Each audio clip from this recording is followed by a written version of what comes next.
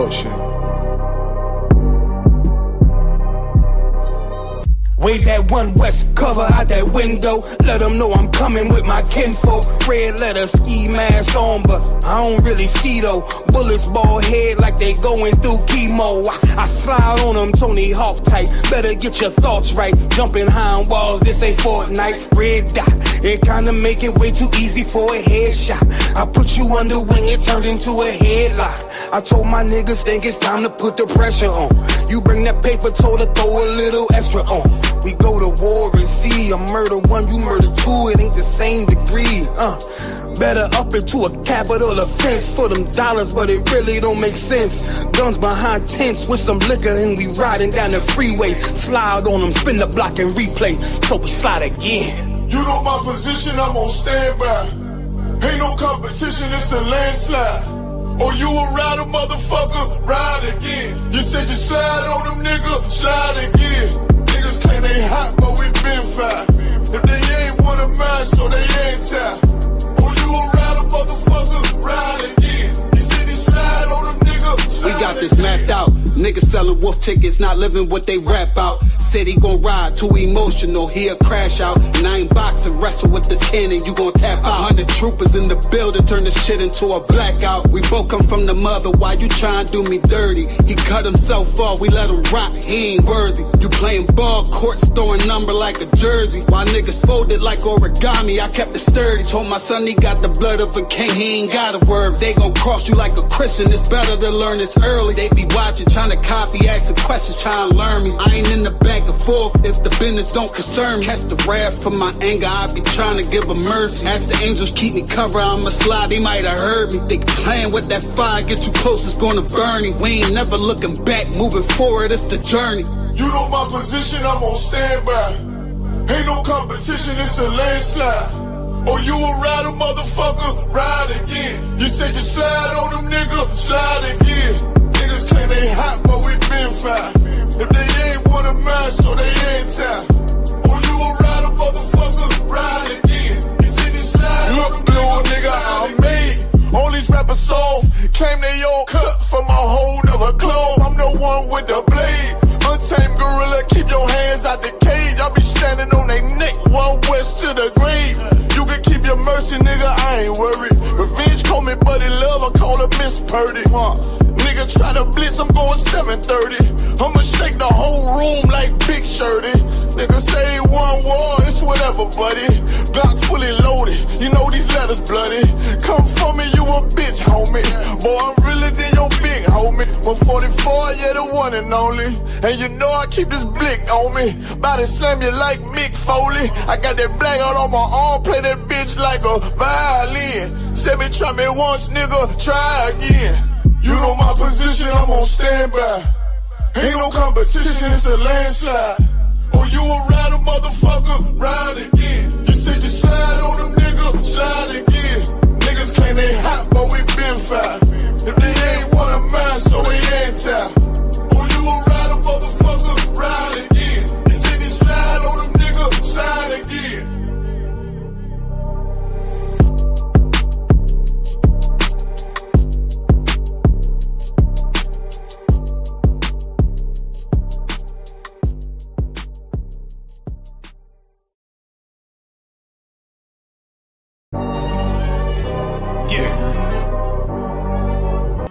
Cold shit.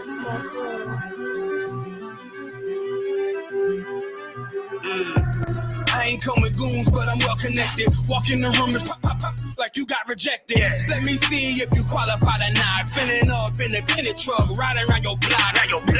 Busy man. I get a word, he ain't shit from top to bottom like a motherfucking ceiling fan. Hopping out the rental van, on my way to LAX. Brothers out in Cali and they killers out of every set. But I ain't crippin' on no blood. One West, all my niggas got it out the mud. Put your face on a t-shirt, memory of niggas acting tough in them songs, that's the drugs. I don't need no cases, all my pistols clean. So now I weigh my options, used to use the triple beam. Used to get the wop, mix it with the nicotine. Now I travel state to state and put on for my team. The fuck wrong with them? Ain't on my level, I should let my dog get them. I see niggas and they feelings all frill them. Kick the Glocky with me, it was like a ball with it. At the end, I gotta stay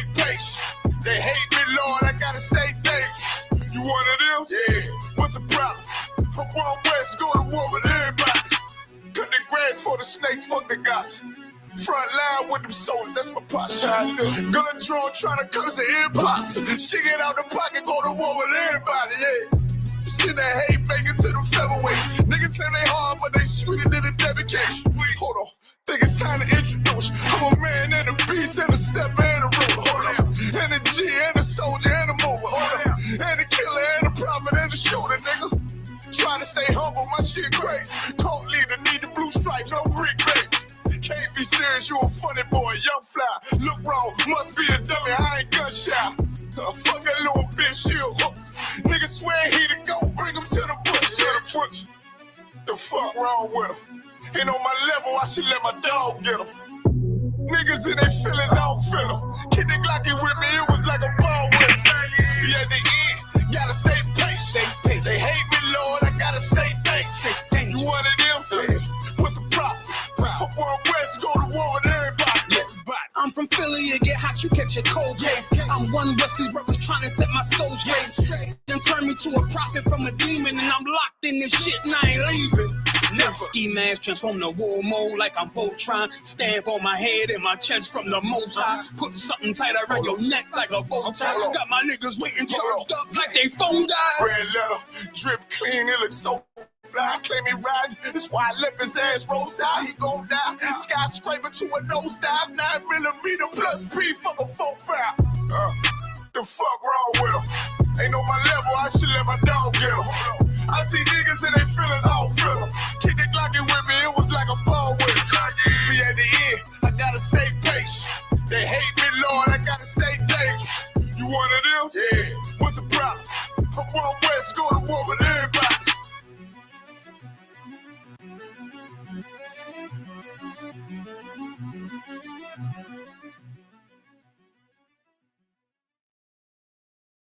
On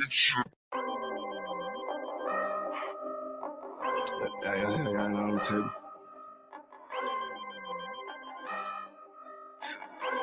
I ain't finna tell you how I got away with this shit.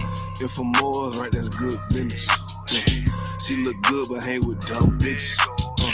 Tell her I'm way too fly for one sister. And then she leave a priest, I won't miss her. Won't put a ring around it, oh, no. Bitches for the street like basketball goals. I always knew she'd let that lane hit her.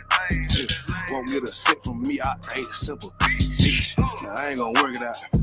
I ain't regular out. No, I ain't gon' work it out. I ain't regular out.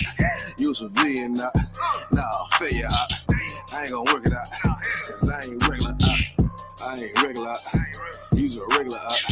Took that bitch back. She done fed you out. Look how you living out. You look scary out. Can't fuck that bitch right. Cause she be getting nailed out. You won't forgive her, ain't it? You wanna love her, don't you? Just know that love ain't for you. It's for the world, homie. I got some real homies. We don't pretend, homie. ISUPK, one West, we kicking field goals. Let that bitch lead, ho. She got them D's though. With a little stinking ass pussy, she be going beast mode. She HIV ho. You dirty ass skeet ho. Don't get that shit up out your chest, bitch. Say what you gonna do now, what you gonna say now, what you gonna do to me? It is UPK, I'm shot too deep, it's better Google me. I put these girls all in my training camp like I relieve. I say what I do and I do what I say, bitch, what the fuck you mean? If I'm more right, that's good business.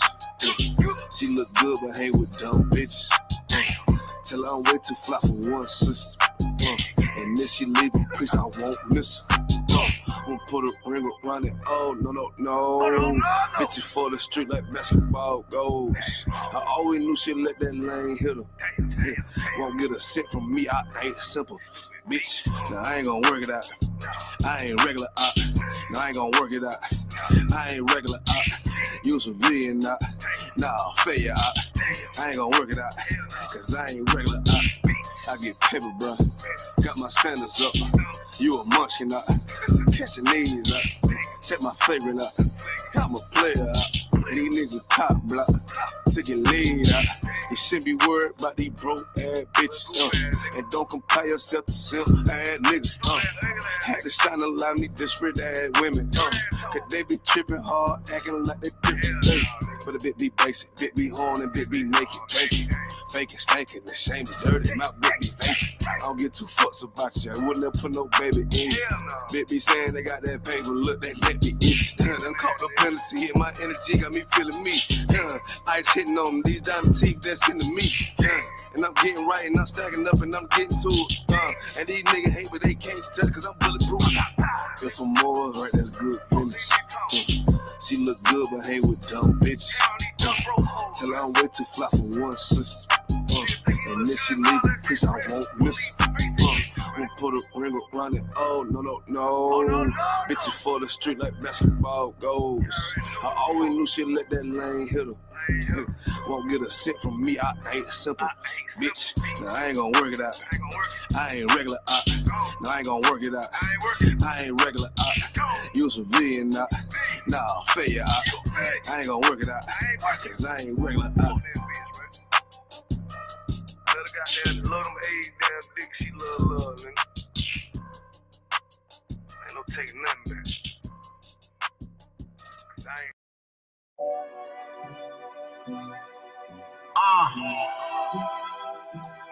One West World. First everybody. Bitch, this is more than what they ever played up. Living by, put me in the gas. Born in 91, pumping 93. Winter, Chevy pill, like a nectar. But I keep it. It's more than what they ever played up. Living by, put me in the gas. Born in 91, pumping 93. Winter, Chevy pill, like a nectar. But I keep it clean. Man, I'm too for real. Comfortable with myself with this fraud. Man, I'm too legit. Off the thermostat, can't hold me back. Trying to check my check. I had my weight, run my plate, really busy. Really in this field. Checking it, check me out when in doubt. I'm gonna make my bread. Never lose niggas. Food is a feast. Just know we all gon' eat. Niggas slick on my shit, pop my shit. My bro said this shit greasy. She don't like the message. I kick wisdom. I'm just rude as feet. Tell my side, but not too much. They feel me. I know talk is cheap. I'm controlling it from a distance. This how it's supposed to be. Give her what she never had. Now she can't get over me. I understand they don't want a man, they just want company. Shorty know I'm all about my gravy, trying to smother me. Get from under me. I ain't had no silver spoon. This shit come from underneath. I play for keeps. I don't see nobody. This shit tunnel V. I play for keeps. I don't see nobody. This shit tunnel V. This is more than what they ever played up. Living by, put me in a gas. Born in 91, pumping 93. Winter, Chevy pill, like a nectar. But I keep it. It's more than what they ever played up. Living by, put me in a gas. Born in 91, pumping 93. Winter, Chevy pill, like a nectar. But I keep it clean though.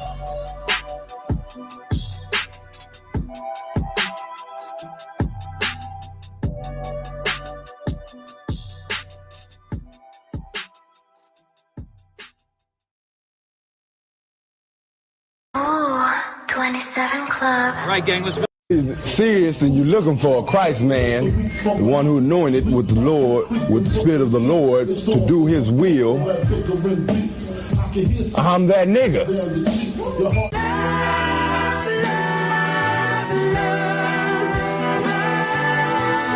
One West, 125th Street. Look, y'all put y'all faith in presidents like they gon' change this country. Run the league and let y'all play cause y'all gon' make a money. Fuck Obama, he ain't come here on cargo slave ship. What the fuck he do for blacks in his administration? I'm waiting, patient like a saint. Black, Hispanic, Native, they hate your ass the same. Paint Christ in they image, paint you as a slave. God ain't all love, scriptures say he hate. African soul niggas, they know we not the same. School to prison pipeline to get you off the streets. Put you in the cell toilet connected to the sink. Molested as a kid, she prostituted as a teen. The byproduct of Martin Luther King dream. They just took the yoke off, my nigga, we ain't free. We living bleak in these wastelands of poverty. If you don't know the truth, then the lie sound promising. Prophecy, gift and the curse. Dylan started killing, they was sitting in church. Black folk forgave him, man, this shit is absurd. You should never love your enemy, that shit ain't gon' work. Yeah, fuck dying on your knees, you better die in glory. Man, I joined the UPK, taught me the art of warring. I took a nigga life like mine to be recognized. I feel that pain every day, it can't be reconciled.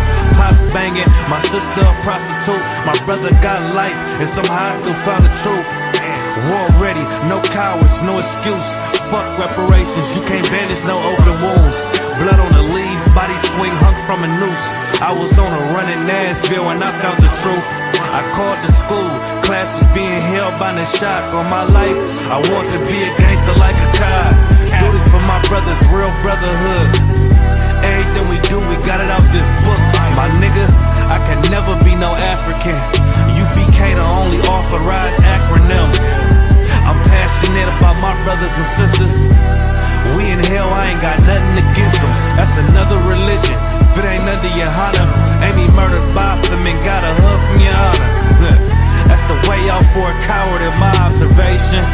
They don't fear the Lord, they indoctrinated. Wolves in sheep clothing, Joe Osteen. Real priest bringing back black royalty. One West on my headpiece, ranking order. Can't let them trick me off the streets, I gotta raise my daughter. I got brothers at the border ducking ICE agents. I got the name change, it was life changing. My family thought it was a game, put on all black, they said I was going through a phase. It's more of us in jail than it was slaves. Chose by the Lord, we could never be the same. Soon as they born, the wicked go astray. They left the truth, they wasn't with us anyway. Niggas weak, they just saying anything to be truthful. We don't want no cowards anyway.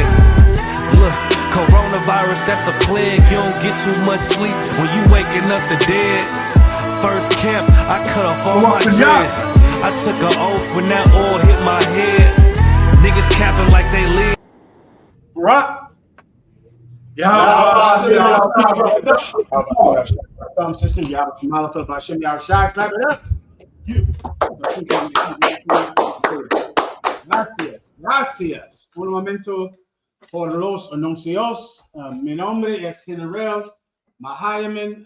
Estoy al servicio de el General Johanna. Gracias, Tengan. Gracias, Tengan. Gracias por Tengan paciencia. Estoy aprendiendo español para ti porque los amo. Todos los latinos. Un momento. Somos la Escuela Israelita de Conocimiento Práctico Universal. Comenzamos en 1 Oeste Calle 125, Harlem, Nueva York. De 1969, debajo del mando General Johanna. Carnales, esta es la verdad. Si tú eres hombres hispanos, negros o indios nativos, tú eres Israel, el pueblo elegido de Dios. Tu madre y tu padre dicen que somos un culto y mantienen su iglesia sin culpa, pero su iglesia es culpable de todo lo que nos están pasando. Órale. Well said, well said. Ponele un aplauso. All right, let's crack it up. Let's get on. Questions in the room. Haz tu preguntas, questions online. Gracias por sintonizarse con nosotros esta noche. I'll take any questions that you might have online and questions in the room. You got it. I bought you. If I bought you, hey. You see, I bought you again. I'm glad to be home, Michael. Glad to be home. Ooh-wee. Damn right. Let's get it on. Please, I bought you. What can I do? So I just want to give a shout out to the sister. She brought cookies and brownies. Did you want? Good Lord, I'll save it later. I will have one of those cookies. I saw Levi eating it. It looked delicious. It was distracting me. Give him a hand. Give him a hand. Denle un aplauso. I'll take those cookies later, though, if you don't mind. For what? Please, if you don't mind, I'll have a drink. I have that right now. I appreciate you. For what? All right, where are we at now? Yes, sir. We got a quick shout out to all the zones joining us. All right. Who's in here with us tonight? Let's see, we got Virginia in here. Give VA a hand. Okay, Virginia. I see you get it on tonight. VA, wrap it up. Get it on. Who else? Pittsburgh with us. Give the bird a hand. All right, Pittsburgh. Wrap it up. Come on the line. Good to see you, brother. ATL. Give the ATL the break.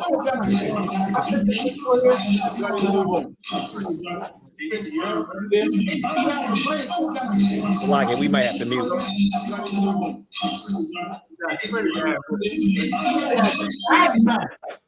Hey, Trinidad, I'm good to hear from him, brother. We might have to mute our mic. Trinidad, Delaware ahead. If the sound is bad, let us know. Beware, you got it out.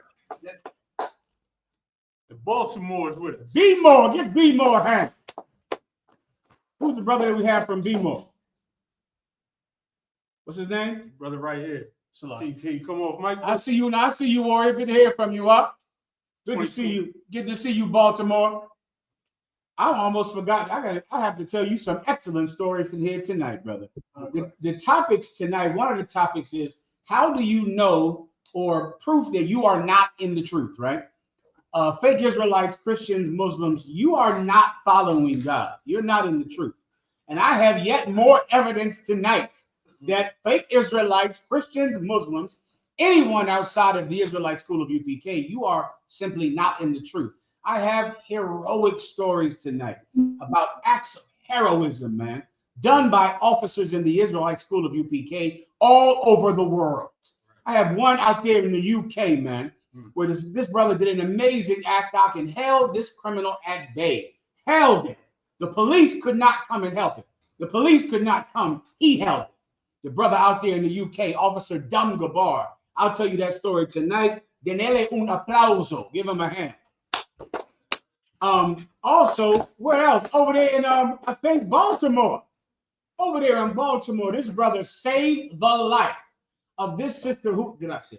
Put the ice in there if you don't mind. No, I said I've been here for a while. This brother saved the life of this poor sister suffering from mental illness, who is the daughter of a celebrity. The story was amazing. Saved her life.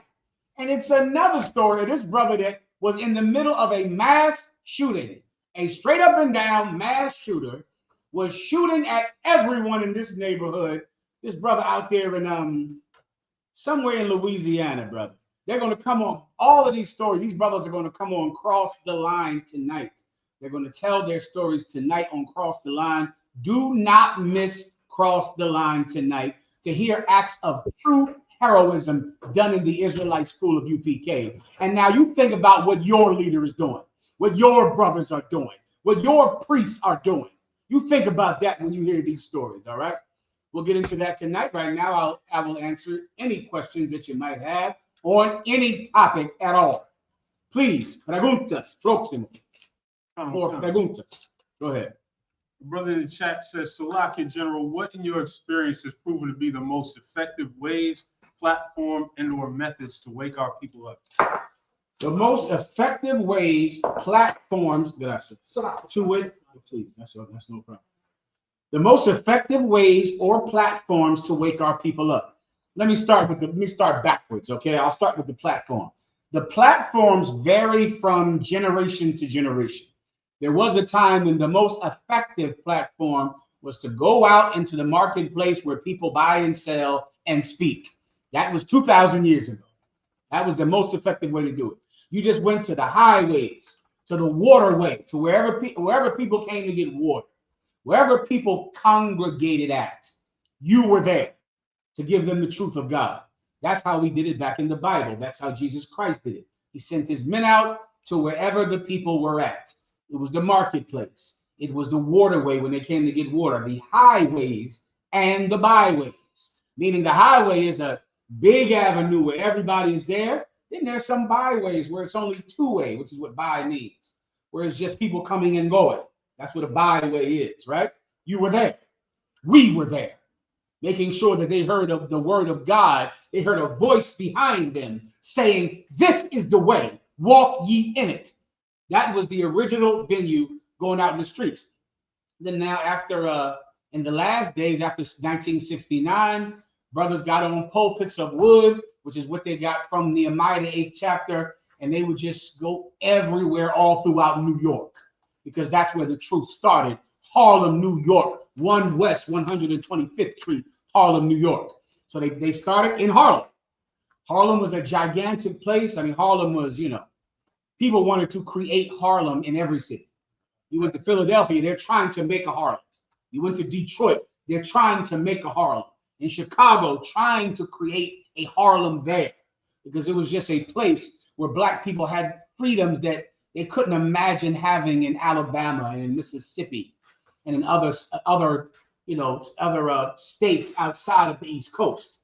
And they went to New York, and they just went everywhere they could in New York. Where'd they go? Wherever people congregated, wherever the people were at in their masses, right? They went there. That's how the truth spread out of Harlem into Times Square, New York, into Manhattan, into the Bronx, and Queens, into every place. Then, of course, in the 80s, it branched out into Philadelphia through Commanding General Yohanna. It branched out into Baltimore through Commanding General Yohanna. It branched out into Virginia through Commanding General Yohanna. It branched out all up and down that area through Commanding General Yohanna's a few other zones that Commanding General Yohanna started outside of New York when he had his original camps at 34th Street in Manhattan in New York. He took those camps, took brothers from those camps and took them to Philadelphia, Baltimore, listen to city, Philadelphia, Baltimore, Virginia, Washington, D.C. And Washington, D.C., those are the camps started by Commanding General Yohanna. First, 34th Street, right here in New York City. Then Philadelphia, Baltimore, Washington, D.C., and Virginia. Pulpits of wood where the people were at, right? Then the year 2000 came. Then the internet was invented. Then the internet grew. Now the highway and the byway is on the internet. That is where the people are. About you. Salakia, in between that, in the 90s, etc., we also using public access. My apologies. Gracias. In between that, another thing that Commanding General Yohanna innovated in this school is going on public access TV. My God, how do I forget? That was my department when I was an officer of 50 or 5,000, is getting those CDs down to the public access channels in Philadelphia. Getting down there, making sure. Then Captain Shapar Napash was doing it in Washington, D.C. I mean, that was a gigantic part of the truth. It was an innovation. It was different. It was not standing on wood on a street corner. It was going on public access TV, and we were crazy with those videotapes. Videotapes first, then CD, then DVDs, then little flash drives. Then the internet was invented. All right. So you see how it changed. As the seasons change, we adapt and we fish. Come on. Salah, I just want to say, I mention this all the time. The water for that. There was a 7-year-old water. Most High in Christ. I appreciate it. That was Commanding General Yohanna that was just innovating and pushing the truth forward into new venues. Then the internet came. The highway and the byway is the internet. There is no reason to do anything if it's not going to go on the internet. That's it. The reason we go out on the street in the Bronx, in Harlem, in Times Square, in Queens, is to get that video on the internet. If something does not go on the internet, there's no reason to even do it. There's no reason to go to Harlem and speak. If that speaking in Harlem is not going to get on the internet, then don't go. You're wasting your time even going. Right. You have to film everything. Right. You have to have the mindset to film all things, to always film, because without that venue, the school cannot exist. It's like trying to exist without going out in the street before the internet. You're not going to exist. If you want to exist, if you want to stretch this school into the future, if you want your grandchildren to have the UPK, then you have got to use the venue of the internet. Using the internet means film everything. Film every interaction with a police officer. Film every crazy thing. These incidents we're talking about tonight. We're talking about a brother that was in the middle of a mass shooting. You have to film that. You got to find a way to get your camera available. You have to do it. You save some little girl's life. You have to film that. You do some act of, heroic act. Doing the act means nothing if you cannot put it on the internet, because your goal in life, brother, is to save lives. And you save lives by putting the act of you saving a life on the internet. That's how it's done. So that's the venue. Everybody understands, I pray. What was the next one besides venue? Platform and method. Okay, I believe I just gave you the platform. That's the internet. Method. Let me give you the method, right? Okay. The method is you have to become a shining light on a hill. You have to be something that is shining and glowing, and men say, I am going towards the light. Now, there's only one way to do that, right? And that's to be a hero. You'll have to do something that's amazing if you want people to follow you. Right. You're going to have to decide to have courage that other men do not have. You'll have to put your life on the line, risk your life. You'll have to say something that frees the bond. You'll have to heal up broken hearts. You'll have to say something and do something that is so peculiar, that is so strange, that is so heroic, so noble, and so full of grace that men say, these must be the disciples of Christ. This must be a prophet of God. You take that thing and you videotape it and you put it on the internet. And that's how you grow the Israelite School of UPK. Everyone understands. All right, anything else? If I could, sir, a quick throwback to the public access days. Important for us to know that these churches, all these churches, religions are teaching lies, man. The entire so-called Christian churches are teaching lies. Islam is a lie. All these religions are lies, and they stop us from knowing who we really are, and that stops us from following the Bible, man. The church is teaching. We proud to be wicked. We proud to sell. Rockefeller, how are you? Let me get the next question now. Everyone understands. Go ahead. Colleen has a question, sir.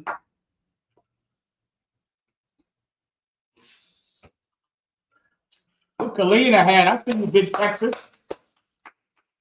Give Colleen a hand. Whenever you're ready, Colleen. Colleen, Texas. It might be a little behind. Okay, you little lad, no problem. Colleen, you ready?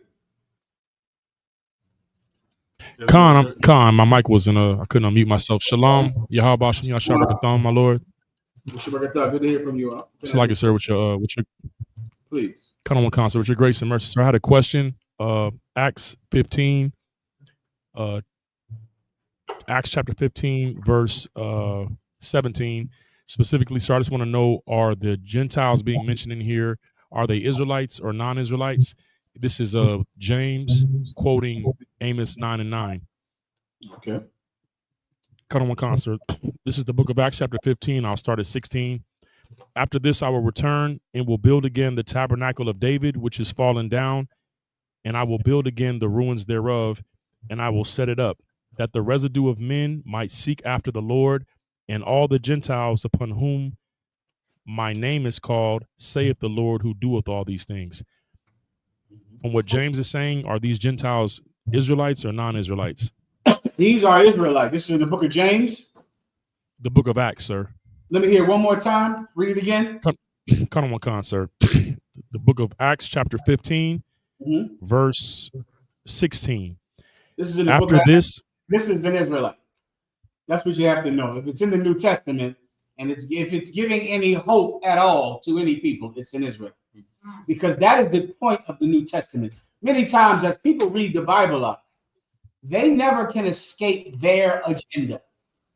And there is an agenda on the Bible, but you have to flee your agenda.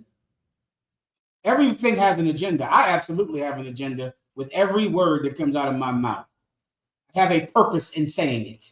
I'm not just, my speech is not just a stream of my consciousness. I'm not just running my mouth. I have a purpose for every word, every phrase, everything I do has a purpose. That's called an agenda, right? Now, the problem with understanding the Bible is that you can't escape your agenda. And because of that, you cannot see God's agenda. Now, we're in the New Testament of the Bible, right? What is the Old Testament about? Suffering and punishment and death and the loss of inheritance, the loss of land, the loss of sons and daughters, curses, a sad, miserable history of a people with great opportunity that squandered it. That is the Old Testament. You can start at Genesis with this man that was given rulership over a garden, God's garden, with everything he could desire. And he squandered it and lost it. Then you take it to Abraham receiving it, then him passing it to his sons, and then his sons losing it, losing the land of Israel, losing their inheritance that Abraham fought so hard to get, that Adam dreamed of getting one day, getting it back one day. They lost it again. And then now they're in slavery under every nation on the planet Earth, which God said that they were better than. What did Ezra, why was he crying and moaning? Because these people that have been forever reported to be nothing, to be less than a drop from a bucket, yea, spittle, yet they now have become to be lords over us.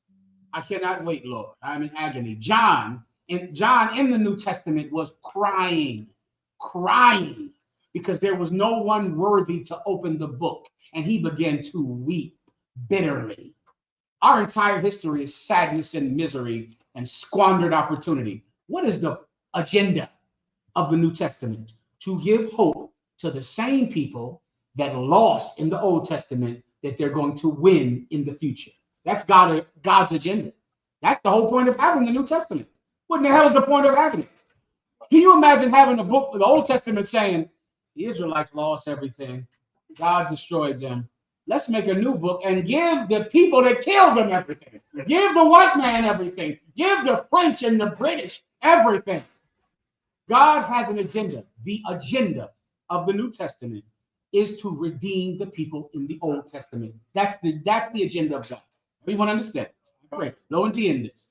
So if you just hear any hope in the New Testament, if you hear anything that makes you go, we have a chance, that's talking about Israelites, because that's God's agenda. I'm going to just read it for you, and I'll just break it down for you, all right? Go ahead, Khalid, if you want to read. I forget who was reading it. Go ahead. No, so I can read it. And Salaki, my Lord, if I could, sir. The reason why I'm asking this is because, and you know, not that I give them any type of credence or anything, but these Christians who call themselves Israelites, they're trying to question basically all of the apostles, you know, but James saying that because he quoted this out of Amos 9:9, and that they're saying in Amos 9:9 it's saying something different. Okay, So are we reading Amos or are we reading move heads? I can't hear. Amos is saying a very similar thing. Amos is prophesying what we're reading about right now, but of course a Christian can't see it. But I can break it down for you if you want. Now I thought we were breaking down James. If we are, tell me. And if so, just read James. Yes, sir. Well, no, sir. This is the book of Acts, but James is speaking. I'm sorry, Salaki, my Lord. Please, my apologies. We're reading Acts, but this is James speaking. You're saying, is that right? Cut on one con, sir. This is yes, sir. It's a discussion on circumcision. Yeah, right. And then James is speaking. He's saying James. Let me catch up with you. Let me read it with you, okay? I just can't hear you too well. My apologies. Yes, sir. So it's a discussion on circumcision, the chapter. And there, it's men from Judea coming to the Israelites that are Gentiles, saying that they have to be circumcised in order to be saved. Paul and Barnabas, this is a council. Paul and Barnabas. Salakia. 1 second. I'm just trying to catch. I hear you fine, but I'm catching up with you as you're speaking. Go ahead. Yes, you said I'm going to Acts now. Acts 15 and 16. Yes, sir. And so 16. Paul and Barnabas are. Yeah, Paul and Barnabas are confronting these brothers about saying that these men have to be circumcised, and then James interrupts, or he lets them finish, and then James begins to speak. Okay, and the one you want me to break down is 16 or 15? 16 and 17, sir. Really 17. Really 17. Okay, 1 second. And then we have 2 more questions in this chapter, sir. Okay. Yeah, this is that precept for Amos. It's right here. I got you. I mean, it's clear as well. I think the complaining is they both use tabernacle of David.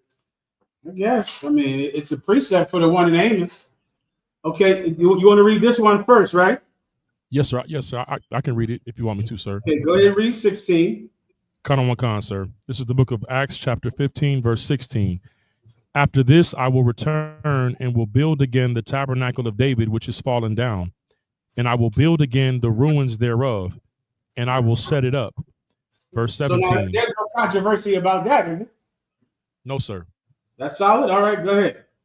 Everybody knows verse 7. That's speaking about Jesus Christ. That's the tabernacle of David. That's a prophecy about Jesus Christ. Go ahead. Kanawakan, sir. Verse 17. That the residue of men might seek after the Lord, and all the Gentiles upon whom my name is called, saith the Lord, who doeth all these things.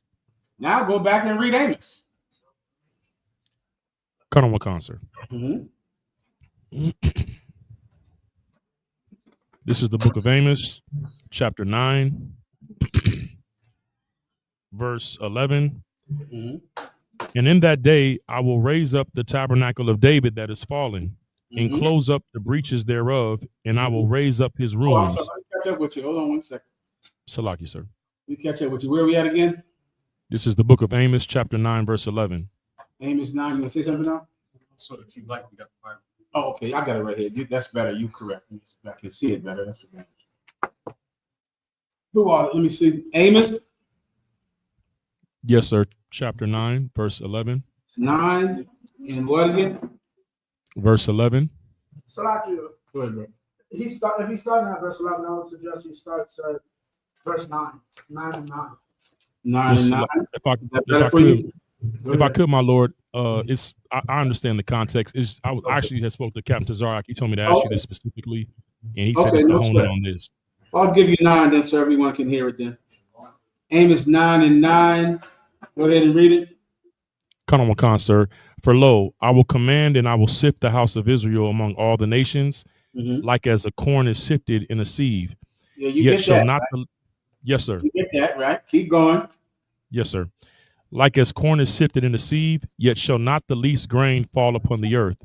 You get that. Verse 10. Yes, sir. Like that part. Yes, I understand. The Lord's grain fall upon the earth. What?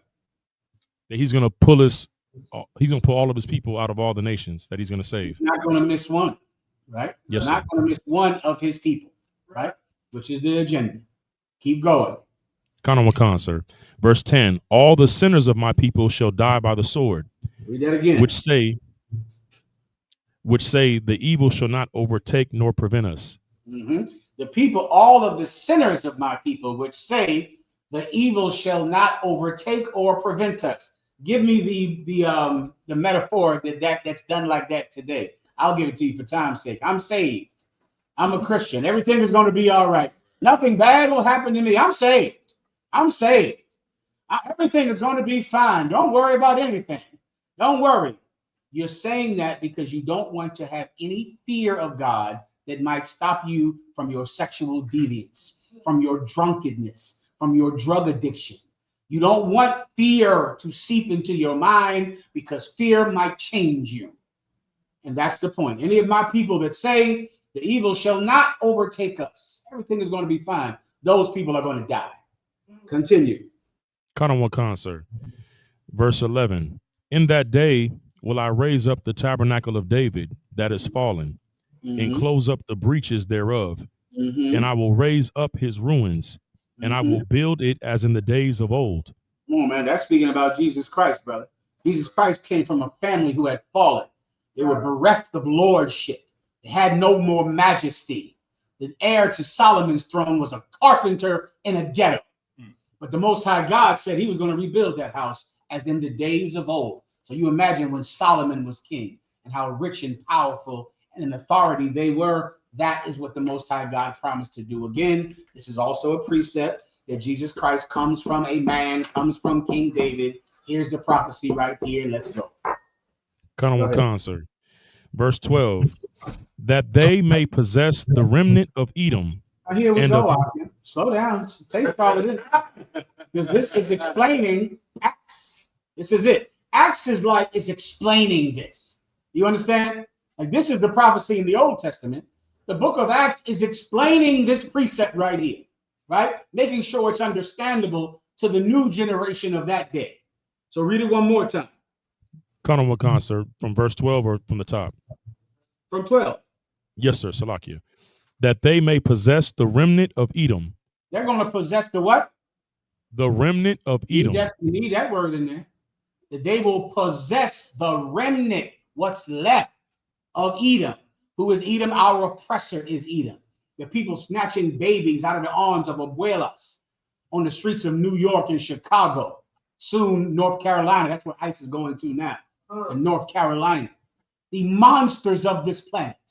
The people that hate their brother. The so-called white man, he is Edom and he is the oppressor. And there will not be many of them left when Jesus Christ returns. But whoever survives, they're going to be taken. They're going to become slaves. They're going to be possessed, owned. What does God call that? Fair, justice, love, right? Love. I wonder how so many people are fighting. You have Christians right now fighting so that some crooked cop who murdered a black man could get arrested. And they march. They march in the streets. They protest out in front of the courtroom.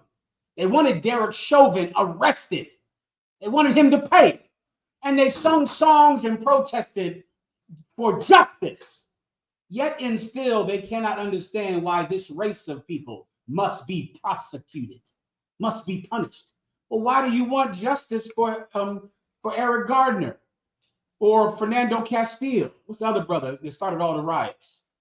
Floyd. Why do you want justice for George Floyd? The same reason that God wants to give you justice for slavery. So justice for the Spanish Inquisition. Justice for the slaughtering of the Haitians and the West Indians. That's the same reason. Because without getting that justice, you are not a human. You're not a person. And you're not beloved of God. Well, the remnant of Edom is going to be, they're going to become slaves. That's love. That's justice. Continue.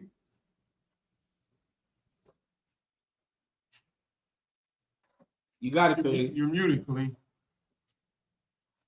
Colleen, unmute yourself.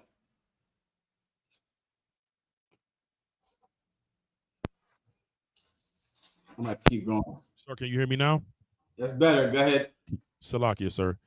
That they may possess the remnant of Edom and of all the heathen which are called by my name, saith the Lord that doeth this. And what? That they may possess the remnant of Edom and of all the heathen which are called by my name, saith the Lord that doeth this. Now, you have to remember these exact phrases. Possessed, remnant, that's all in Amos. I'm going to give you the total thing for time's sake.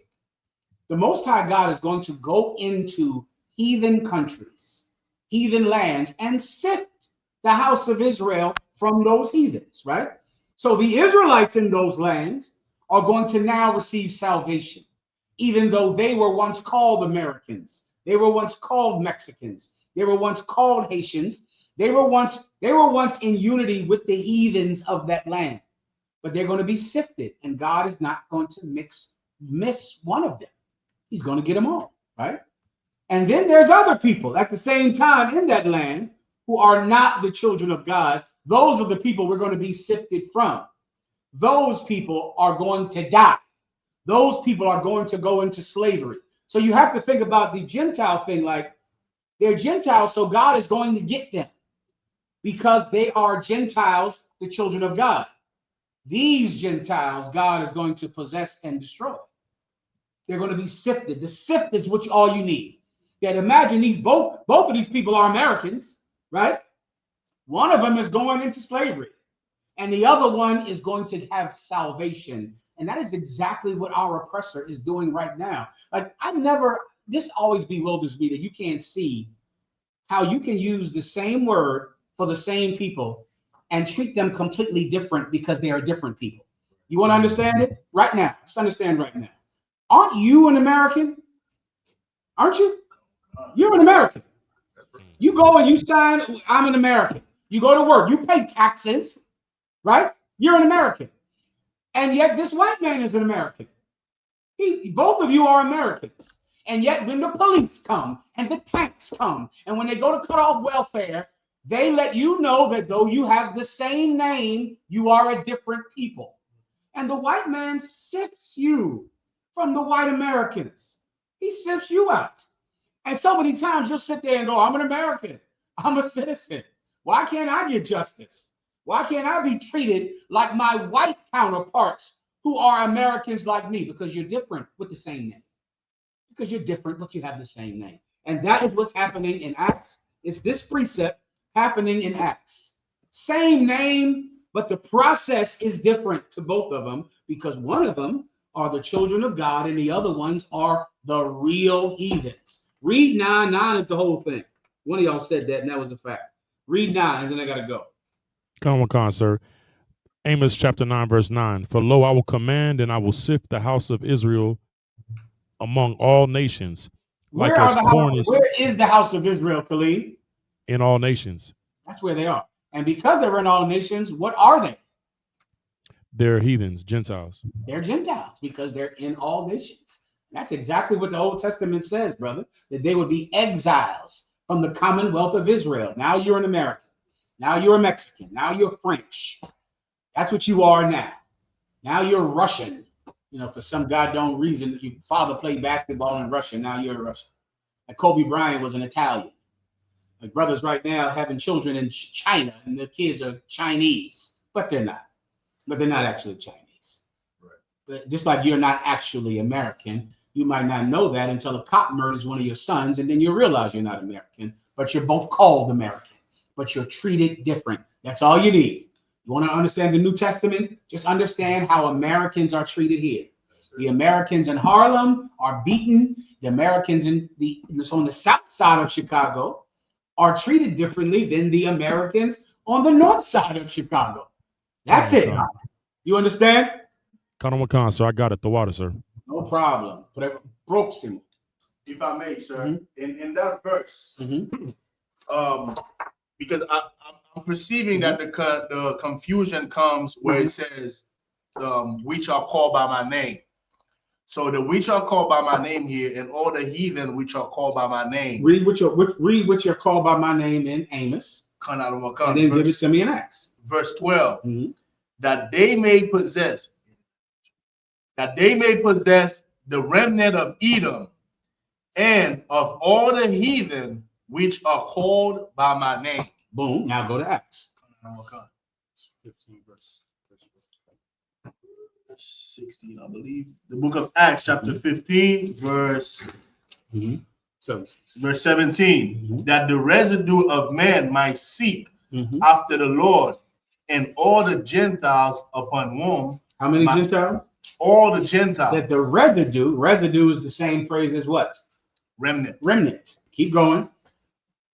Residue of man might seek after the Lord and all the Gentiles upon whom my name is called. So what happens when Christ returns? Most people will be killed. Who's going to be killed before Christ returns? We read it already. I'm only asking you because we already read it. Who's going to be killed? Most of Edom. And the people who said the evil shall not overcome. The sinners of my people. The sinners of my people will also be killed. Right? So now you have the other nations being killed, namely Edom, our oppressor, and you have Israelites that are killed because they thought that nothing would happen to them. They thought they wouldn't be killed. They thought they were going to be fine. So they get killed too. So you got both of them killed. You got the Edomites killed and you have Israelites killed. Israelites being killed because they did not want to change. Edomites being killed for the sins of their father. Being killed because so that they cannot populate the world with cities anymore. Right. You get the point. Both of them being killed. Now keep reading in Acts. And all the Gentiles upon whom my name is called. So now who now is coming to the Lord? Who's after judgment day? The remnant that are saved. The remnant of Edom and the remnant of Israel. That's not what it says. And unless I'm in the third thing. And all the Gentiles. That's who's coming to the Lord. The remnant of Edom and all the Gentiles that are called by my name. You might have to visualize this because this is difficult because of how we grew up. I'm going to make you visualize it. Okay? It's Judgment Day.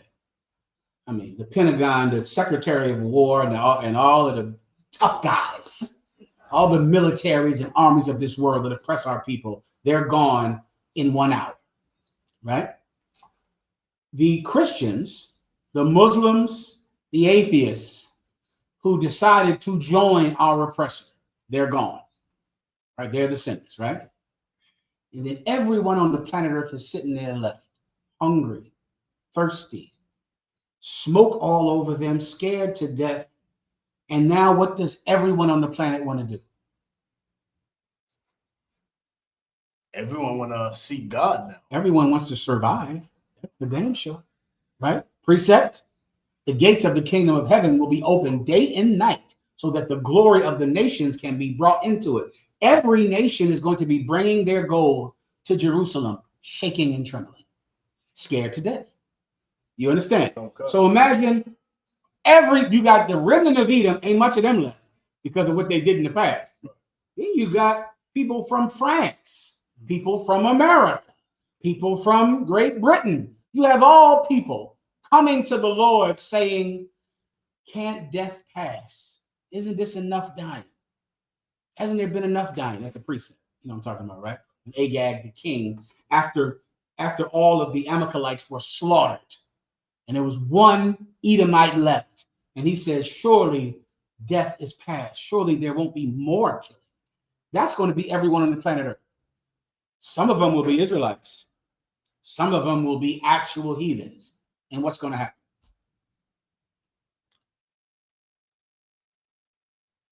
They're gonna beg, like you said, sir. They're gonna seek after the Most High.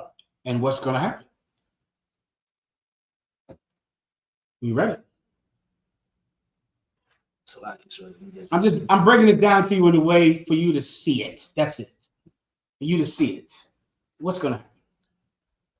Basically, God's chosen people will get redemption, and then the heathens will be put in their place under. Who's going to be called by his name? Everybody. Everyone will be called by his name. That's how they lived. Every last one of them, or else they'd be dead. Right? Everyone will be called by his name. Every tongue shall confess. Every knee shall bend. Everyone will be called by his name. Then what? Everyone will be put in their place. You got to bring me home. That's true, but you got to bring me right to where we are. Then he sifts them. Everyone comes. Every nation walks up there like, please, Lord, please. You the Israelites? Oh, I see now. They kiss your boots now. Right? You got blacks and Hispanics that believe in the truth. What else do you have right now? White people that believe in the truth. Right. They believe. How do I know? My boots are wet with their redemption, with their prostrating on the ground to show me that they don't want to die. Go ahead. They call Captain Tazoya Massa, sir. Give him my hand. Yes, well, they well said. He indeed. Go ahead. Now, the reason why they ask you this question, okay, they're going to be a little bit more clear. Go ahead. Is that because Acts 15 and 17 says, and the Gentiles upon whom my name is called, Christians say this is their grafting in. Well, they can't use Amos. Yeah, so you'll have. Go ahead. So you'll have. So fake Israelites to say. Fake Israelites to say James ain't know what he's talking about. That's one side, and then the Christians will say, "This is the Gentiles, it's not Israelites, and they're able to be grafted in." Now, give me that part. What about this says? So because they're grafted in. So in the Christian mind, in so in Amos 9, when it says that the remnant, that they may possess the remnant of Edom and all the heathen which are called by my name, saith the Lord that doeth this. And then in Acts 15, when it says that the residue of men might seek after the Lord and all the Gentiles upon whom my name is called, saith the Lord. Because it doesn't have that Edom, and it says all the Gentiles upon whom my name is called, they say that is the Gentiles there is everybody that accepts the name of the Most High. Okay, that they got to show me. Meaning, where is the salvation here in what I'm hearing. In their mind, of course, that's the salvation. So read the salvation part that they think. I can't find it. I'm just. I mean, I know. So salvation to them mm-hmm. is the residue of men, meaning the residue of men that I'm sorry. Mm-hmm. Because the conversation is about circumcision, which is another weird thing, because they talk about circumcision, which is only Israel. But when they quote this, they say that the residue of men means all men mm-hmm. might seek after the Lord mm-hmm. and all the Gentiles mm-hmm. upon whom my name is called, saith mm-hmm. the Lord. Mm-hmm. So that's how they quantify it. I mean, I don't know what the hell they're talking about because, okay, this is what I would do to them in this particular battle. Now, of course, I'm not breaking it down in this battle you're talking about. Right. Kind of concept. But I would pin them down to where is the love in this? Right. Like, where is the salvation that they see in their mind that somehow means that their slave master can be saved? Now, more than likely, they're going to say, called by my name. Right, the call, right. That's now, what I think it is too. How does called by my name mean you receive the kingdom of heaven? Why does that even mean that? Because they look at my name, like the name used to be on Israel, now it's on everybody. Okay, wait, hold on. Are they okay? I think I just got it. Right. Are they saying that called by my name means they're called by the Lord's name? Yeah, so like you know how Israel is called by the Lord, like the Lord called Israel, the Lord name is on Israel. So they look at it like now their name is joined with Israel. Okay, that's out of context. Right. No, I agree, but I just want to make sure you can get the full. I did not know anything about that till just now. I forgot it. When it says called by my name, it does not mean I'm called God, which it sounds like that's what you're saying. No, they saying so. They say the Gentiles upon whom my name is called, meaning I ain't no Gentile, but the Gentile calls on the Lord, and now that the name of the Lord is on him now. Ooh. Okay, they might have to just learn how to speak old English. That's an old English, right? Kind of, sir. I'll try to break it down. For what? Yes, sir. Okay, I'll try. Now, when it says upon whom am I quoting that? Yes, upon whom my name is called. Now, they're thinking it like God has his name on me. Is that what you're saying, Tazaria? Yes. Yes. So God put his name on me, upon whom my name is called. That is not, that's out of context. What's it actually saying, obviously? And just think about everything we just read. It's right in front of your face. It's even in the Sif and the Kif and how all of them are going to die so that these people upon whom my name is called can come to me. That's why they're dying. What is upon whom my name called? What does that mean? Who wants to give it a shot? Anyone online? Colleen, you could do it too since you asked the question. Let me give Colleen a shot, then I'll get to you, Levi. So like you said, first I want to say Tawada to obviously Yatazar and Captain Tazariak because they kind of got it to what I was really trying to ask. But to your question, sir, what does upon whom my name is called actually mean? Who I command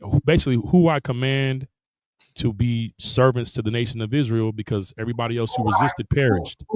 You're almost there. Who I call. You understand? Upon whom my name is called does not mean you call me God.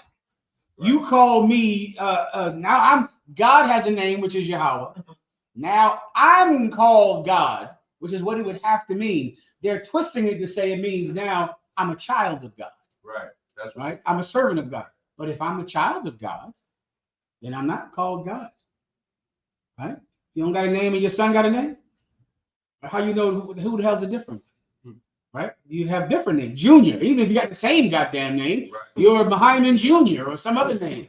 But so the only way what they're saying could be true is if it was like his name is Yahweh. Now my name is Yahweh. That is not what it's saying. It's saying Yahweh is calling you. Upon whom my name is called means my name is calling you. Not I'm calling you my name, but my name is calling you. That's the only thing that could fit with the context. Because what is, without giving it to Why are you making a change? And what is that change making you do? It's in Amos. Come on. Slide, sir. You making a change because at this point you are forced to. You are in a position where That's the you whole. have to. If you're the death, all of the dying. There was people that thought they weren't going to die, and they're definitely going to die. The death is what made you hear His name. Is what made you come, because now you know that you're going to die. You're humbled. Like Judgment Day humbles the proud. It humbles Edom, who is the most proud, and it humbles Israelites who thought nothing was going to happen to them. After that day, because of the humility, here they all come. Please, please, please. And as they come, they get sifted. Now as they come, everybody gets sifted. All you need to understand is, and I think this is the first time I ever understood what Christians was talking about. I've heard this whole name call thing, and I go, what the hell is they even talking about? I think I just now got, they mean like you call me God. Right. I never even understood that. Come on. If you don't mind, gracias. Culpa otra vez, which means another glass, another cup. Salakia, sir, if I could. You got that, go ahead. No, I was just gonna say, I know I'm just asking this precept in Isaiah 60 when it talks, I think it's like verse 4, when it talks about the wealth of the Gentiles, the forces of the Gentiles, and then bringing our people to Jerusalem. This is by force because of the war. They're being forced to come, and he says whoever is not going to serve our nation is going to perish later down the chapter. I would not think by force. Okay. I would think they want to live. That's what's going to change. Yeah, when Jesus Christ returns out, there'll be no more pride. There'll be no more pride in our oppressor. None. Sir. Now can I give you the exact example? Do you want the exact same thing? What made you? Why were you willing to serve the white man? Why were you willing to pick all of his cotton and his sugar cane in Haiti and in the West Indies and in Puerto Rico, willing to go into a mine? What made you learn English? What made you decide, you know what? I love my Lord and Savior Jesus Christ. I love God. I love Jesus. God is white. Jesus is white. What made you so humble, Khalid? The fear of death. That's it. It's just what happened to us. It's the same thing. And now what do we do now?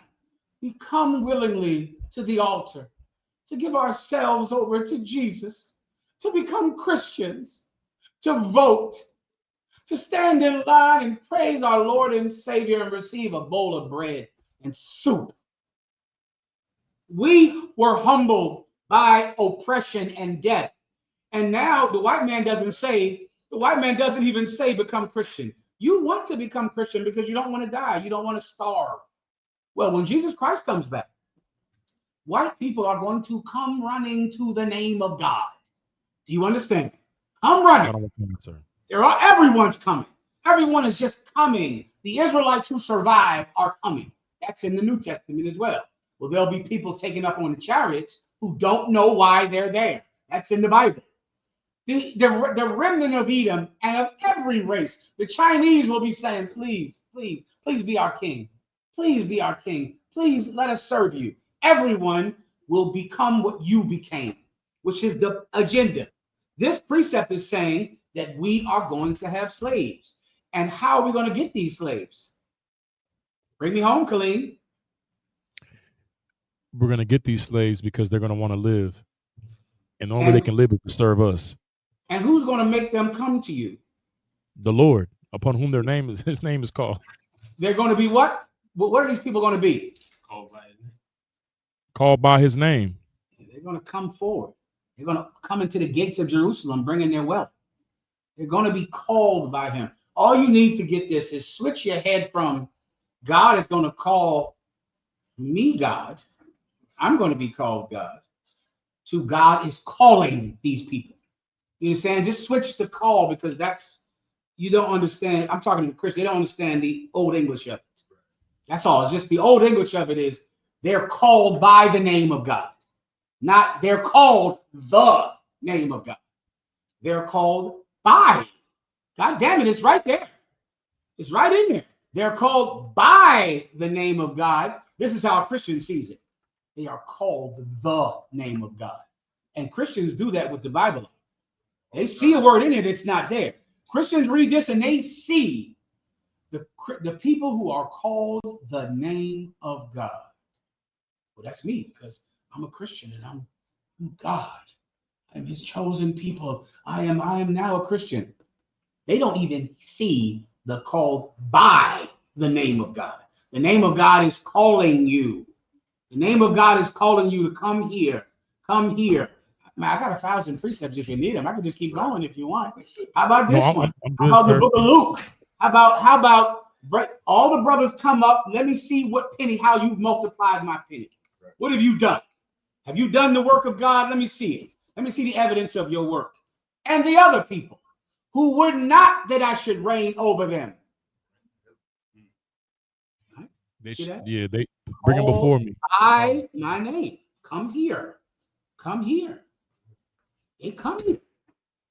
Called by my name, bring hither. Bring hither. Give me the act of bringing hither. God wants to see you. God demands that you come here right now. God demands that you appear before Christ today. It's like a summons. Like that's the concept is trying to give you as a summons. Right now, the white man is in charge. Now you get summons to court. This is a court summons. I've counseled so many idiots that get a summons and go, they ain't even send it certified mail. They ain't even do this. They ain't even do what? Brother, you got to show up to that court. Their mind is like, what they talk? I got to be there by 9. I got to go to work. I got to pick up my kid. They ain't even certified. I ain't going, okay. This is not a suggestion, a summons. Do you understand? When you get summoned to court, you are called by the name of the judge. He summons you there. You're called by his name. It's on the goddamn paperwork. The Honorable Jeffrey Babadi Baba called you to court. You are called by his name to show up to court 9:30 a.m. and it's getting postponed. So just do this for 6 months. Because you're going to get there, they'll postpone it, and you're coming back. I hated that more than court. I hated the getting myself ready to go to jail, and then it's postponed. Now I got to get ready again to go to jail next month. I'd rather just go ahead and do my damn time. That's a summons. That's calling by his name. The judge wants you to show up to court. That's all I can do for you. Now you just drive my memory of doing this for 30 years. I wonder how long have I broke down this precept? Since 95. Just switch that part in your head, the calling part, and that's all. There's another precept for this that's about slavery. Bring them into their place. What's that other one? Isaiah 14:1. Isaiah 14. We used to always use that. And they shall take them and put them in their place. That's a precept for this. For the one we just read in where was the other one at Amos, and for the one we just read wherever else that was in Acts. Those three all together. Read the last one in Amos, and I gotta go. So, like you said, what verse did you want to name us? And they shall possess the house of. Am I right about that? Isaiah 14. What is it? What does it say? Isaiah 14:1. Salakia.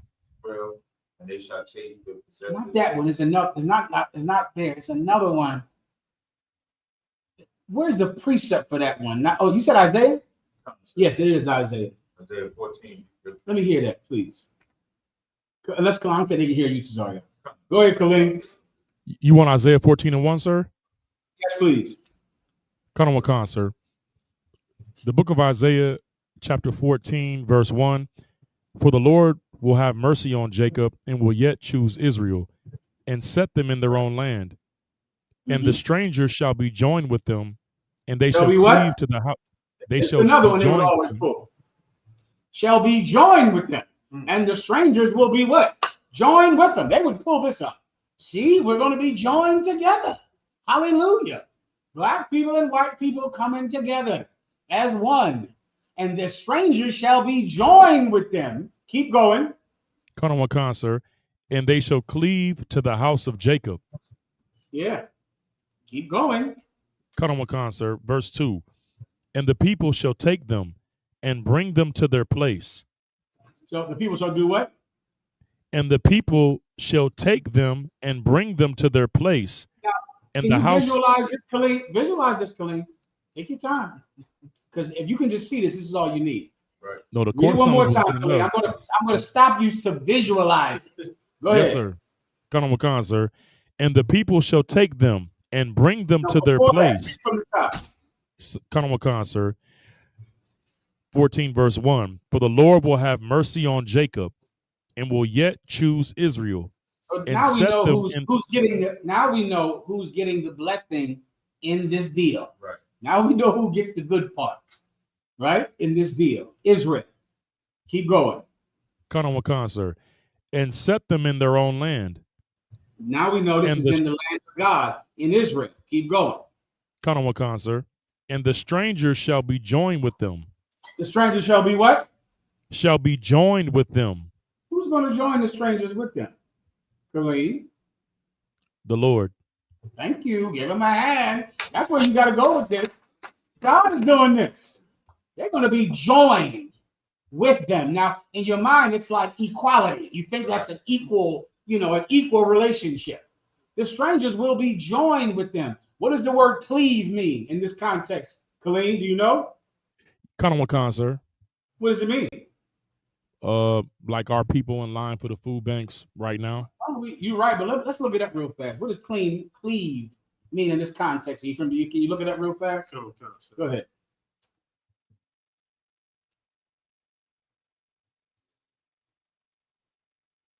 Just want the dictionary definition? Sir? Sure. The one in this context. Go ahead. Cleave. Adhere strongly to. Say it one more time. Adhere strongly to. Say it again. Adhere strongly so to. So the people will adhere, stick to us. Adhere strongly to us. Can you visualize that out? So now the people are joined with us when they're holding us so tight.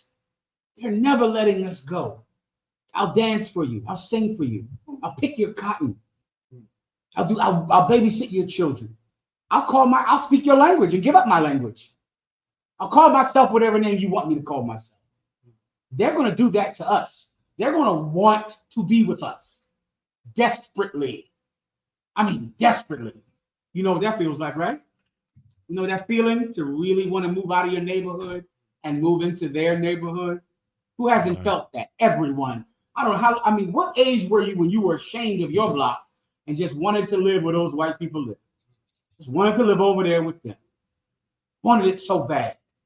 That's cleaving to them, wanting to be with them so desperately. Keep going. Come on, Wakan, sir. And the stranger shall be joined with them, and they shall cleave to the house of Jacob. Get it? Keep going. Come on, Wakan, sir. Verse 2. And the people shall take them and bring them to their place. Us, right? They're cleaving to us. They've joined us. What do we do with them now that they want to be with us? Put them in the slave quarters. Put them in the fields. Put them to work. That's what happened to you. My God, brother, don't you know that people swim across a river to come here to America to sweep some devil's floor? That's why they're coming here. To pick. I went over to the market. The pumpkins, the jack-o'-lanterns, are 25 cents. 25 cents. I got 4. I spent $2. What is that? Too much. Too much jack-o'-lantern. 8 jack-o'-lanterns. Too much. The jack-o'-lantern's going to waste right now. Let's say again. Plenty of soup, Jumu. Oh, listen. I knew Levi would know what to do with that, Levi. I thought about you as I was buying them. I literally thought of Levi and them Benjamites who know what to do with that jack-o'-lantern. Why are they 25 cents? You want to guess? Please. It's the car. La Raza. That's why they're 25 cents, because he's getting paid 25 cents for 90 pounds of jack-o'-lantern. So you're getting a whole pumpkin this big for a quarter because someone climbed a wall, went through a tunnel, paid some bastard to rape his daughter and drive him across the desert to pick pumpkins in your neighborhood so you could eat. They're cleaving to white people, and white people put Mexicans in their place, in the fields. Well, in the kingdom of heaven, young brothers, they're going to want to come into Jerusalem, and we're going to let them in. You understand? That's the other precept in Isaiah 60, where we're going to have streets of gold, and the heathens will tend to our fields. The heathens will pick our crops. They're going to want to be with us desperately, attach themselves to us, and we'll take them and put them in the fields. We'll take them and put them to work. Then life will be fair. And in that moment when white people are picking cotton and white people are shucking corn and white people are breaking their backs in a field, there'll come a time in history where we will finally be equal. Then we'll be equal. Then we'll have equality. Once they break their backs for hundreds of years, once enough of their children have died from starvation. Once somebody, can you imagine in Jerusalem, there's 12 gates. Can you imagine some white man climbing over the gate to get into Jerusalem? Climbing. And then as he gets to the bottom, he gets arrested, put in jail, branded, and then put in the field. Then we're equal then. Then we'll be equal. You understand, Khalid? Got on one concert the water, sir, for your wisdom. I got it. All right, let me move on. Come on, y'all. I got to get to these topics. I got to tell fake Israelites that they're not in the truth again. On that topic, sir. How many times I got to do that? I got a question in the same chapter of Acts. Go ahead. Because I saw some fake Israelites use this to say that Paul was condoning other camps, which I don't even know how they got that from this, but it made me curious on what actually was going on here. So if you would break it down. No problem. In Acts 15 and 36. Mm-hmm. And some days after, Paul said unto Barnabas, let us go again and visit our brethren in every city where we have preached the word of the Lord and see how they do. And it's like, so to summarize, there was a cat named John Mark that rolled with them. On a previous trip, he left. It just says he left. Doesn't give everyone can hear you, right? Come. Go ahead. It just says he left them. And then here, Barnabas wanted to take him with them again. Mm-hmm. He wanted to take this cat, John Mark. Mm-hmm. Paul did not want to take him. In verse 39 says, and the contention was so sharp between them that they departed asunder one from the other. And so Barnabas took Mark and sailed unto Cyprus, and Paul chose Silas and departed, being recommended by the brethren unto the grace of God. And so before this, there's a whole lot of mention of Paul and Barnabas rolling together. They were famous. Con. Paul and Barnabas, brother, were two famous cats. Barnabas was in the truth before Paul. Yeah. And Barnabas was the one that convinced everyone else to forgive him and not let his past determine his future in the truth. To forgive him because he was someone that would help murder people, help murder Stephen on the side of the Pharisee. And brothers did not want to accept Paul. Barnabas is the one that convinced them to accept Paul. What does this have to do with fake Israelites? And what fake Israelite group is doing this? The Sicarians. So after this, there's no more mention of Barnabas in the book of Acts. But later in Barnabas is absolutely mentioned after this in the Bible. I believe it's 1 Corinthians 9. Barnabas is for sure mentioned. And so they use that to say that Paul is still speaking well of him, even though they went their separate ways. What their separate ways mean to a fake Israelite? That's what they think, that Barnabas started a new camp, basically. All right, what was it? What fake Israelites out there watching? What was the name of the new group that Barnabas was in? But bandits. What fake Israelites? Just put it in the chat, man. I cannot wait all day. What was the name of the new group that Barnabas started with Mark? What's his name again? Mark. John Mark. John Mark. What was the name of the new group that Barnabas started with John Mark? I'll give you 10 seconds. While we're waiting, please. Copa otra vez. If I could. Go ahead. And so my question, even though, because that's clearly not what happened. My question was, like, what would this look like today, like the dynamic, please, where they're having this contention and they're... I totally understand. Let me help you with this, brother. Okay. Barnabas and Paul, their history, their story, their sharp contention is the proof that no one ever has to leave the truth, ever. Barnabas and Paul, brothers, completely disagreed about something. And they went and were both able to do the thing that they thought was right in the school, which means you don't ever have to leave the truth. Barnabas did not leave Paul for good. Barnabas went on a different camp day, a different mission than Paul. Where is it at? Give me 1 Corinthians 9. Let me look it up real fast. I'm looking for to show you what Paul thought about Cornelius. Barnabas. Let's go. 1 Corinthians 9:6. 9:6 is good. I think there's another one. It's Colossians. Colossians, 4:10. Now this is after Barnabas and Paul separated on this mission. That's it.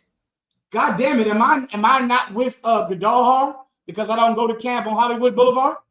I don't go to camp on Hollywood Boulevard. Are the brothers in New York? Are you in a different school than the brothers in Texas? Are you separate from each other because you do not go to camp with each other? You don't.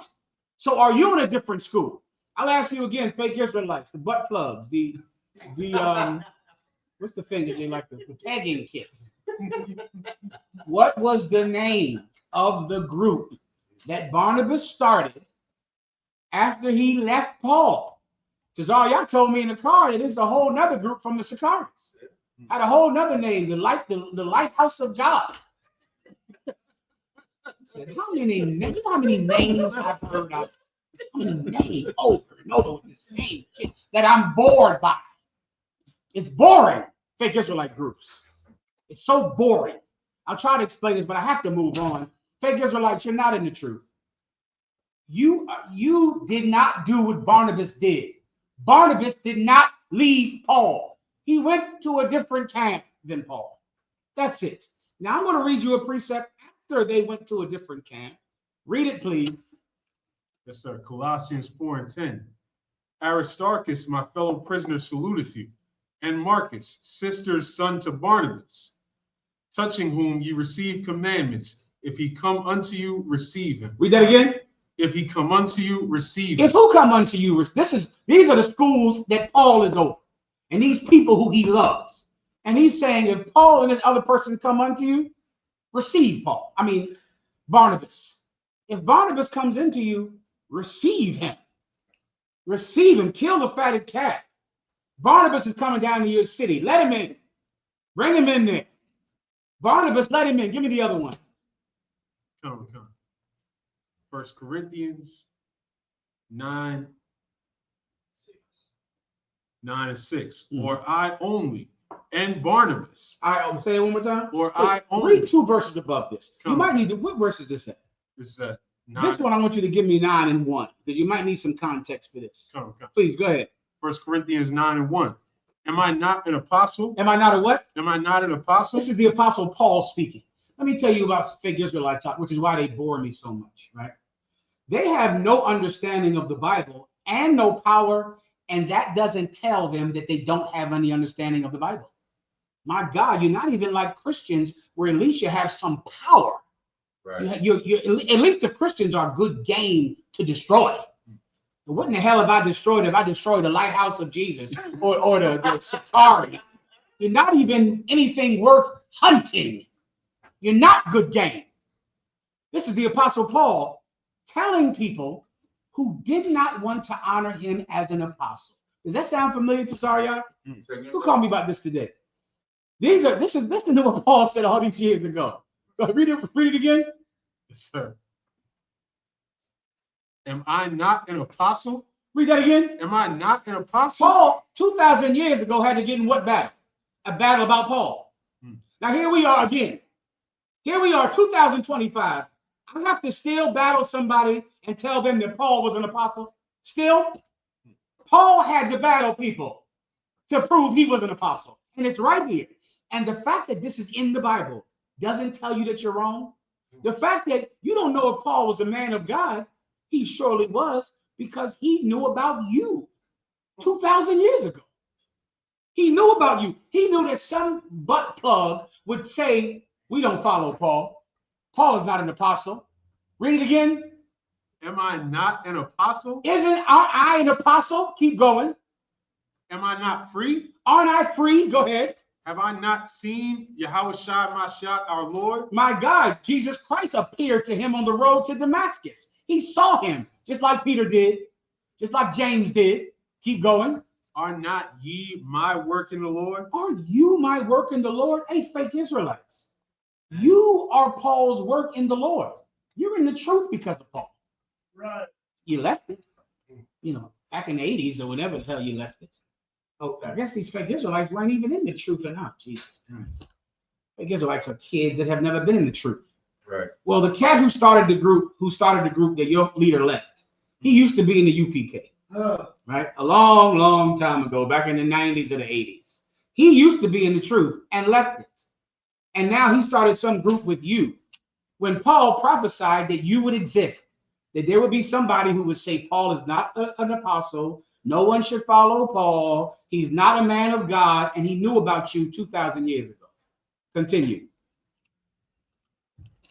If I be not an apostle unto others, yet doubtless I am to you. My God, I can see if a Muslim or a Christian said that Paul wasn't an apostle. You believe in the Israelite doctrine and you don't believe Paul is an apostle? If he's not an apostle to anybody, he should be to you. My God. He should be to every fake Israelite because you got your doctrine from the Israelite school of UPK. And we believe that Paul's an apostle. So how in the hell don't you? When you stole everything that your leaders knew from One West. Keep going. For the seal of mine apostleship are ye in the Lord. Come on, man. Fake Israelites, you would have never found about the 12 tribes sign and found about the redemption for blacks and Hispanics without what Paul said. That's where it comes from. That's where the Gentile breakdown comes from Paul. If he's not an apostle to anybody, he damn sure should be an apostle to some fake Israelites. Continue. Mine answer to them that do examine me is Say it one more time. Mine answer to them that do examine What does examine me mean? Let me see what Paul said in here. Did he lie? Did Paul say something that was wrong in the book of blah, blah, blah, blah? You're examining Paul. He's talking about you, and you still don't think he's a man of God. When you're examining him, you're doing it. Paul said this. Paul said he lied. Paul said this. My answer to them that would examine me, keep going, is this. Have we not power to eat and to drink? Let me give you an answer, brother. Doesn't Paul have the power to eat and drink? He can eat, he can drink, he can do anything any other man can do. Keep going. Have we not power to lead about a sister? But have we read the first part of it again? Have what? He said I. Have we? Yes, he said I. Have we? Did he say I? Have we? Oh, he didn't say I. Paul said, have we? That's plural, fake Israelites, butt pluggers. That's plural. Have we not power to eat and drink? Keep going. Have we not power to lead about a sister? Yeah, that's plural again, butt plug Israelites. Have we not power to lead about a sister? Keep going. A wife. Have we not power to take a wife? Keep going. As well as other apostles. Just like any other apostle, we could do that. Just like Peter has a wife, just like the other brothers and sisters can eat and drink. Can we do the same thing? Keep going. And as the brethren of the Lord. And as the brethren of the brethren, not brother. That's plural again. Keep going. And Cephas. And say it one more time. And Cephas. Cephas, that's a name, correct? No, okay. Cephas, that's Peter. Keep going. Or I only and Barnabas. What? One more time. Or I only and Barnabas. Or I only and Barnabas. Keep going. Have not we power to forbear working? Who's we? Who's we after Barnabas left Paul? Who's we? I and Barnabas. I and Barnabas. Paul was with Barnabas and Barnabas was with Paul. Barnabas never left Paul. He just went to a different mission, a different camp. That's it. Here they are right now. After he left, and he's saying, we can do this, we can do that. I and Barnabas. Barnabas never left his brothers. You did. Right. You left yours. Barnabas never would leave his brothers. He would never do that. You did it, but Barnabas would never do it. Keep going. Who goeth to warfare anytime at his own charges? Then it's going on to how these brothers take care of them. I don't know what more I got to do for you. Si deja la verdad diando. Si deja, 1 second. Si deja la verdad diando. When you leave the truth, you leave your brothers. When you leave the truth, I'm sorry, I wrote this down earlier. Si deja la verdad diando a tu familia. Issachar taught me this earlier. I wrote it down. I can't even believe I had a use for it. Give him a hand, Issachar. That's right. Give him a hand. Shalom, General. Go ahead, Issachar. Shalom, General. Yahweh el nombre de Yahweh Shai lo bendiga, mi General. Yahweh el nombre de Yahweh Shai te bendiga. Issachar gave me this before class. Before class. I can't even believe I had a use for it just now. I'm stunned by it. Oh my God. Let me say it again, Issachar. Wait, you say it first and then I'll say it. Let me hear you say it. Sí, mi General. Si dejas la verdad, estás dejando a tu familia. That's a good one. I don't have estás in here. Se dejas la verdad, estás dejando a tu familia. What should I emphasize more? Dejando. Dejando. Si dejas la verdad, estás dejando a tu familia. Sí, mi General. Man, come on. Issachar, who taught me Spanish. I'm struggling trying to do him proud. Gracias, Carnal. Gracias. De nada, mi General. Right. Well, let me tell you, brother. These men left us in the 80s. Barnabas would never leave Paul. Not after what they've been through. Don't you know the stories of Paul and Barnabas, brother? What they went through? Barnabas was the only one that would accept Paul after Paul came into the truth because his reputation was so terrible and no one wanted to accept him. Then one day, Paul had a younger cousin whose name was John Mark, who refused to go to camp one day. He would not go to camp at all. And then when they went to leave to go to another camp, Barnabas wanted to bring him. You know what Paul said? I don't want to bring him. Why would I bring someone that already wouldn't go do the work with us? Paul was hardcore for the truth. But Barnabas was the kind of brother that had a soft heart. Because remember, what did Barnabas do? He accepted Paul, but no one else would. He accepted Paul. Now this is another brother who is weak. Another brother who is, doesn't want to do the work of the Lord. Paul does not want to go to work with him. Barnabas does. You know what Paul says? No problem. You go with him. Let me tell you something, fake Israelites. You believe that being a spoiled baby who has to have your way means that you should be in charge of an Israelite group. When people in the truth compromise to be together, to be with each other. You know how many brothers in here want to do a different mission than me? Can I give you the perfect example? Talking to fake Israelites. I would never do what Captain Tazarian does, ever. I think fake Israelites are beneath me. That's just true.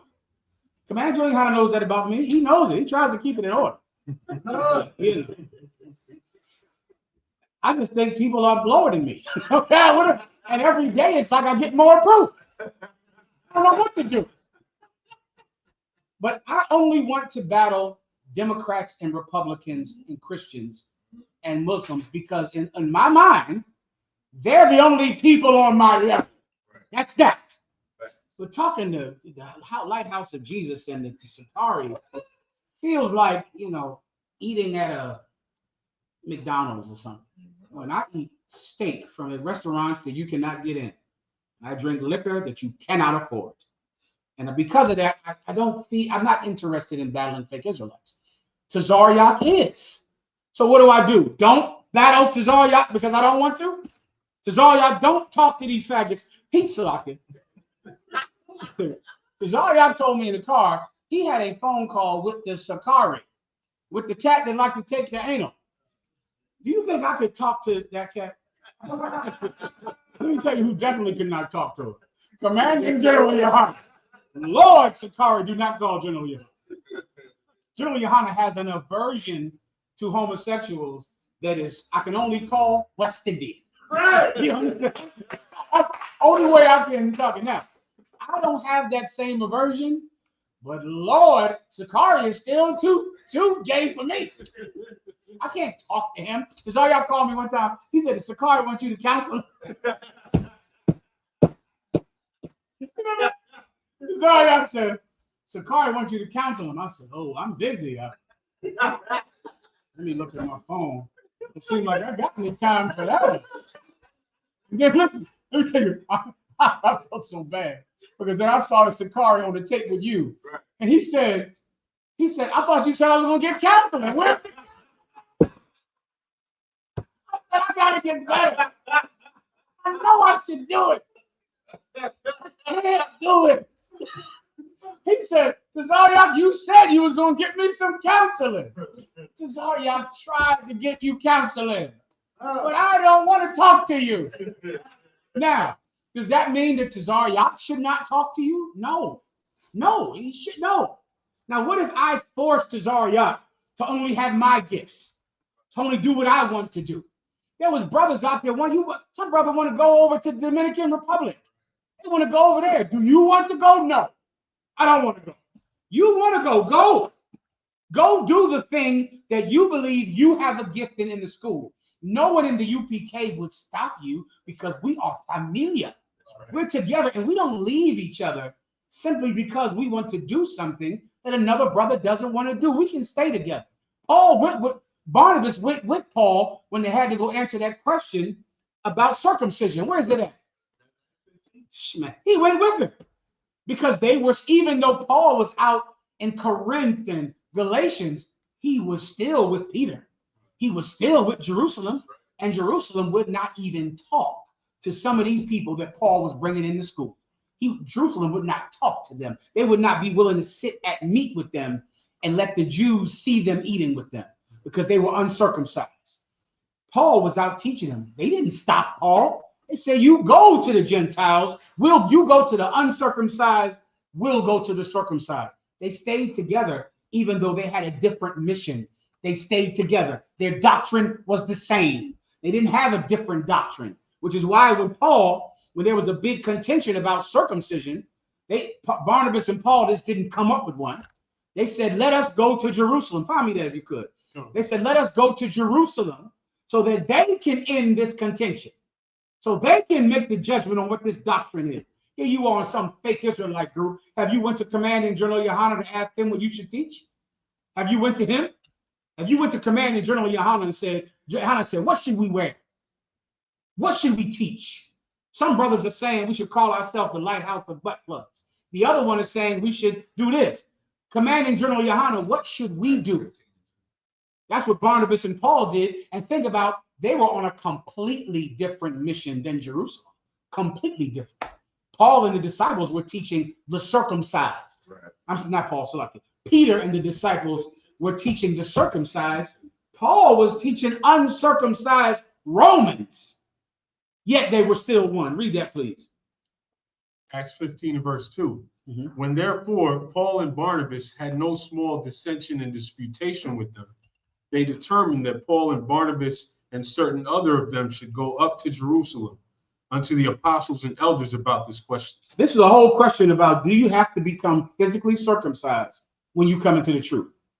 Because Paul was teaching in places where brothers were not circumcised at 8 days old, just like Jamaica is not, and Trinidad is not. And is Haiti circumcised? Did they circumcise in Haiti? It's not. It's not. Yeah, there are many places right now where they don't circumcise at 8 days old. Come on. One of my friends, I remember, we joked with him, he was like 14 when he got circumcised. So was Commander General Yohana. Don't tell him I told you. Commander General Yohana told me the funniest story. Him, a teenager, getting circumcised, laid up in the bed like, good Lord, why'd you do this to me? Because him coming from the Bahamas or St. Thomas. But he got circumcised as a teenager. Right. So there are places that they don't circumcise. Right. In Paul's time, it was like, well, if the brother come in the truth, does he have to go get circumcised? Like General Yohana got circumcised? Or can he just not be circumcised?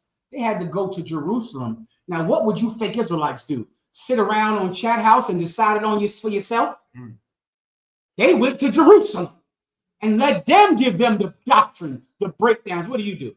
Give yourself a name. You go join a group where Tazariak told you not to join this group. You find out your leader is a gay homosexual man that likes to be penetrated in his butt.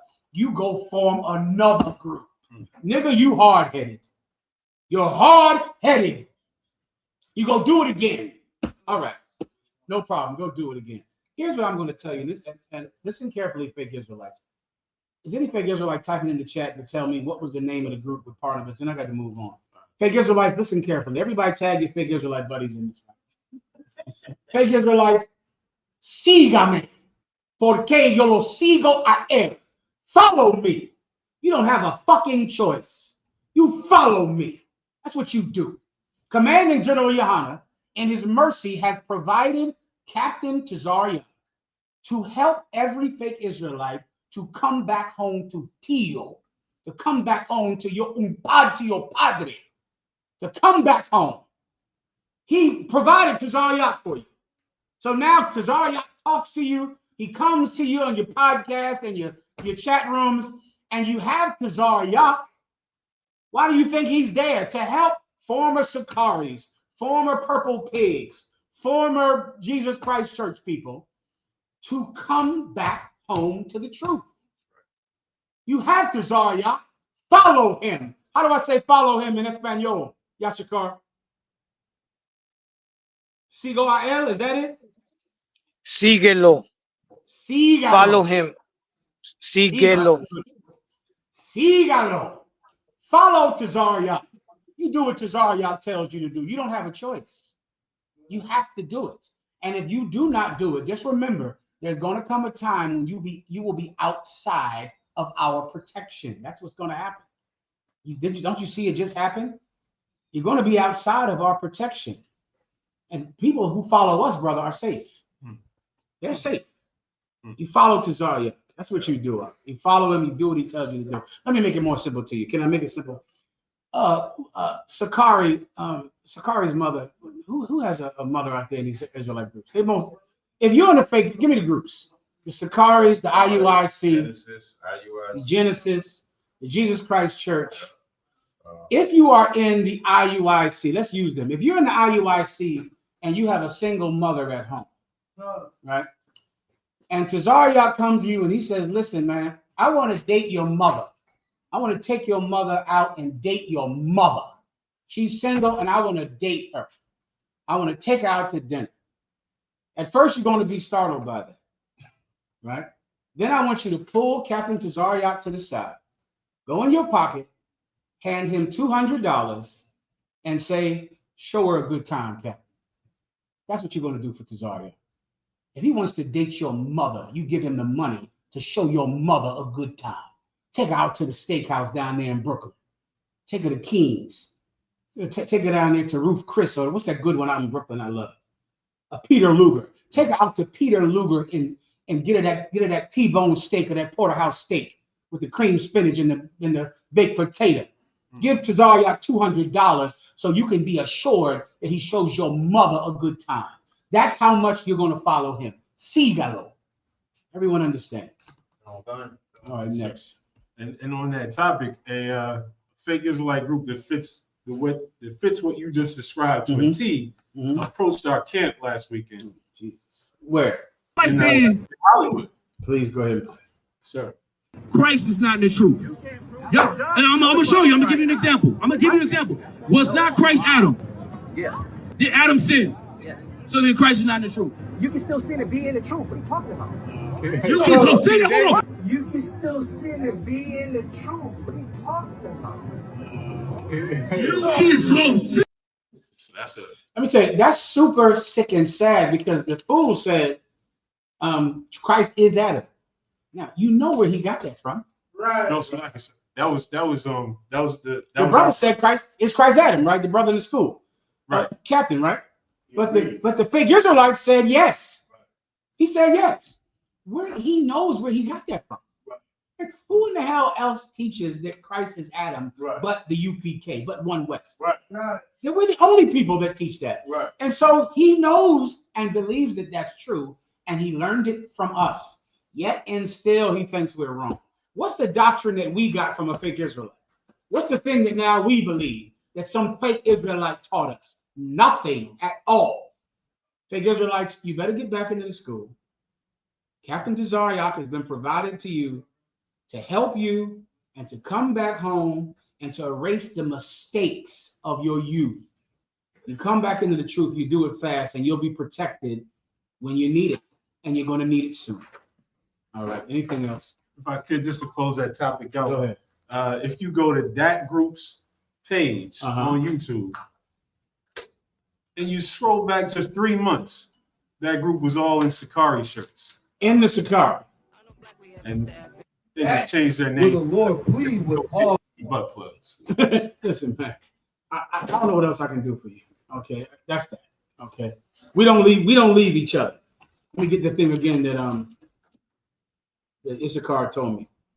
Si dejas la verdad, estás dando a tu familia. When you leave the truth, you leave your family. We don't leave each other. Barnabas would never leave Paul. He's not like you. He's not like you at all. Everybody understands. All right. Anything else? Go ahead. Wait, Yashikar, I think Yashikar had a question. I told him I would answer. Yashikar, do you have a question? Canada one concert, if I could. Is it donde está preguntas? ¿Dónde preguntas? No, ¿cuál es tu pregunta?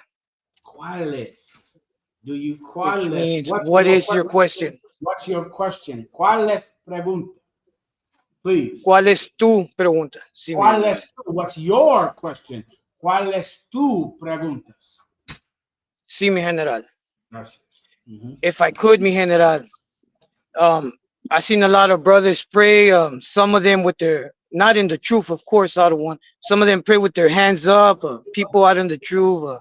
Some of them get on their knees with their face out to the floor. Some of them do that little Catholic cross thing. Yeah. And my question to you, I don't want, with your grace and understanding, if you could let us know what is the correct way to pray, and if there's any precepts on it, mi general. Baba Kasha. No problem. You want to get lifting up holy hands. You want to get that. You want to get Daniel praying when he was in captivity, and you want to go into her closet and pray. The general question is, you can pray any way you want. Even when you pray wrong, God hears you. Even when you don't know what to pray for. Many of you pray amiss. You pray wrong.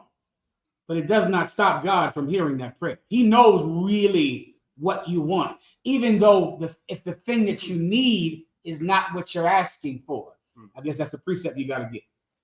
I think let's go to lifting up holy hands to explain how we pray in the Sabbath service and how we pray when we come together.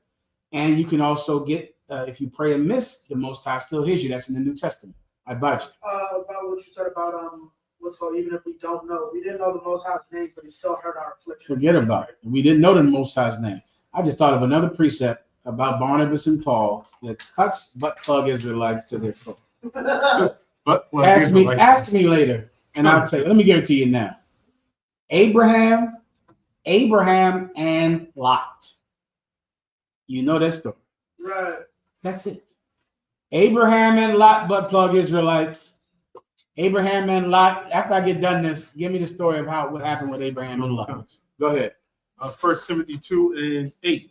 I will therefore that men pray everywhere, lifting up holy hands. You hear that, Yashikar?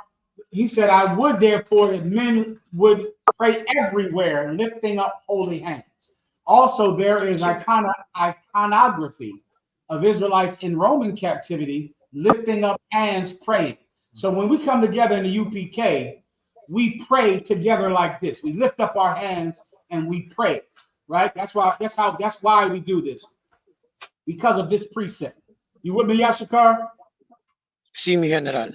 Now give me the one in your closet when Jesus Christ talked about it. Well, unless you have the one in Daniel. I got Daniel. Go ahead. Daniel 6 and 10. Mm-hmm. Now, when Daniel knew that the writing was signed, he went into his house, and his windows being opened in his chamber toward Jerusalem, he kneeled upon his knees 3 times a day and prayed. Now, here, if I could, here's Daniel down on his knees in private, on his knees, facing Jerusalem. His window faced Jerusalem. Also in, was it Chronicles 8, when it says, if my people pray and face the holy city and bethink themselves, then forgive their sins. Chronicles, say again? I believe 7 and 14. I got 2 Chronicles 6. It's 2. I know it's 2 of them, but you'll find it. Just look for bethink themselves. Facing Jerusalem. He's on his knees praying. When we come together in the high holy days and the Sabbath services and the 57th annual Passover in Houston, Texas, we face the east and we lift up our hands. But if you're at home, if you're alone, you're absolutely welcome to put your face flat on the ground. Some prayers require it. Sadly, I've been there. Where I go home, brother, I'm not standing, I'm not kneeling, I'm flat down on the ground. Laying as far, I wish I could dig a little hole to get deeper in the ground, because this thing I'm asking for is so sincere and so painful. I need it. I cannot go through the thing I think I might have to go. I can't lose the person that I think I might lose. So I lay flat on the ground alone where no one can see it. Right? This is Daniel on his knees where no one can see it. Give me the other precept. Matthew 6 and 6. But thou, when thou prayest. But you, when you pray, go ahead. Enter into thy closet. You go into your closet. That's your secret place. It doesn't have to actually be your closet. It just needs to be private. Someplace private. Someplace where no one could say you got on your knees because you wanted to look like you were, humble to God, like the Muslims do, like the Christians do. They get down on their knees in public so everyone can see them so holy and humble to God. You do that when you're alone. You do that when we're together. We stand up. We stand up together, lifting up holy hands. But alone, get on your knees, lay flat. Depends on how serious your request is. Everyone understands. Keep going. And when thou hast shut thy door, pray to thy Father which is in secret, and thy Father which seeth in secret shall reward thee openly. I'm doing this in private. I'm asking for something. No one knows about it. He knows, and he'll reward me openly. He'll save the child I'm praying for, the sister I'm praying for, the brother I'm praying for, who I cannot lose. I can't lose them. So I have to go into a private place and lay down on the ground on my face. You understand, Yashikar? Sí, mi general. Muchas gracias. Now give me pray and miss. That's the last one. Solid. Sounds good. Go ahead.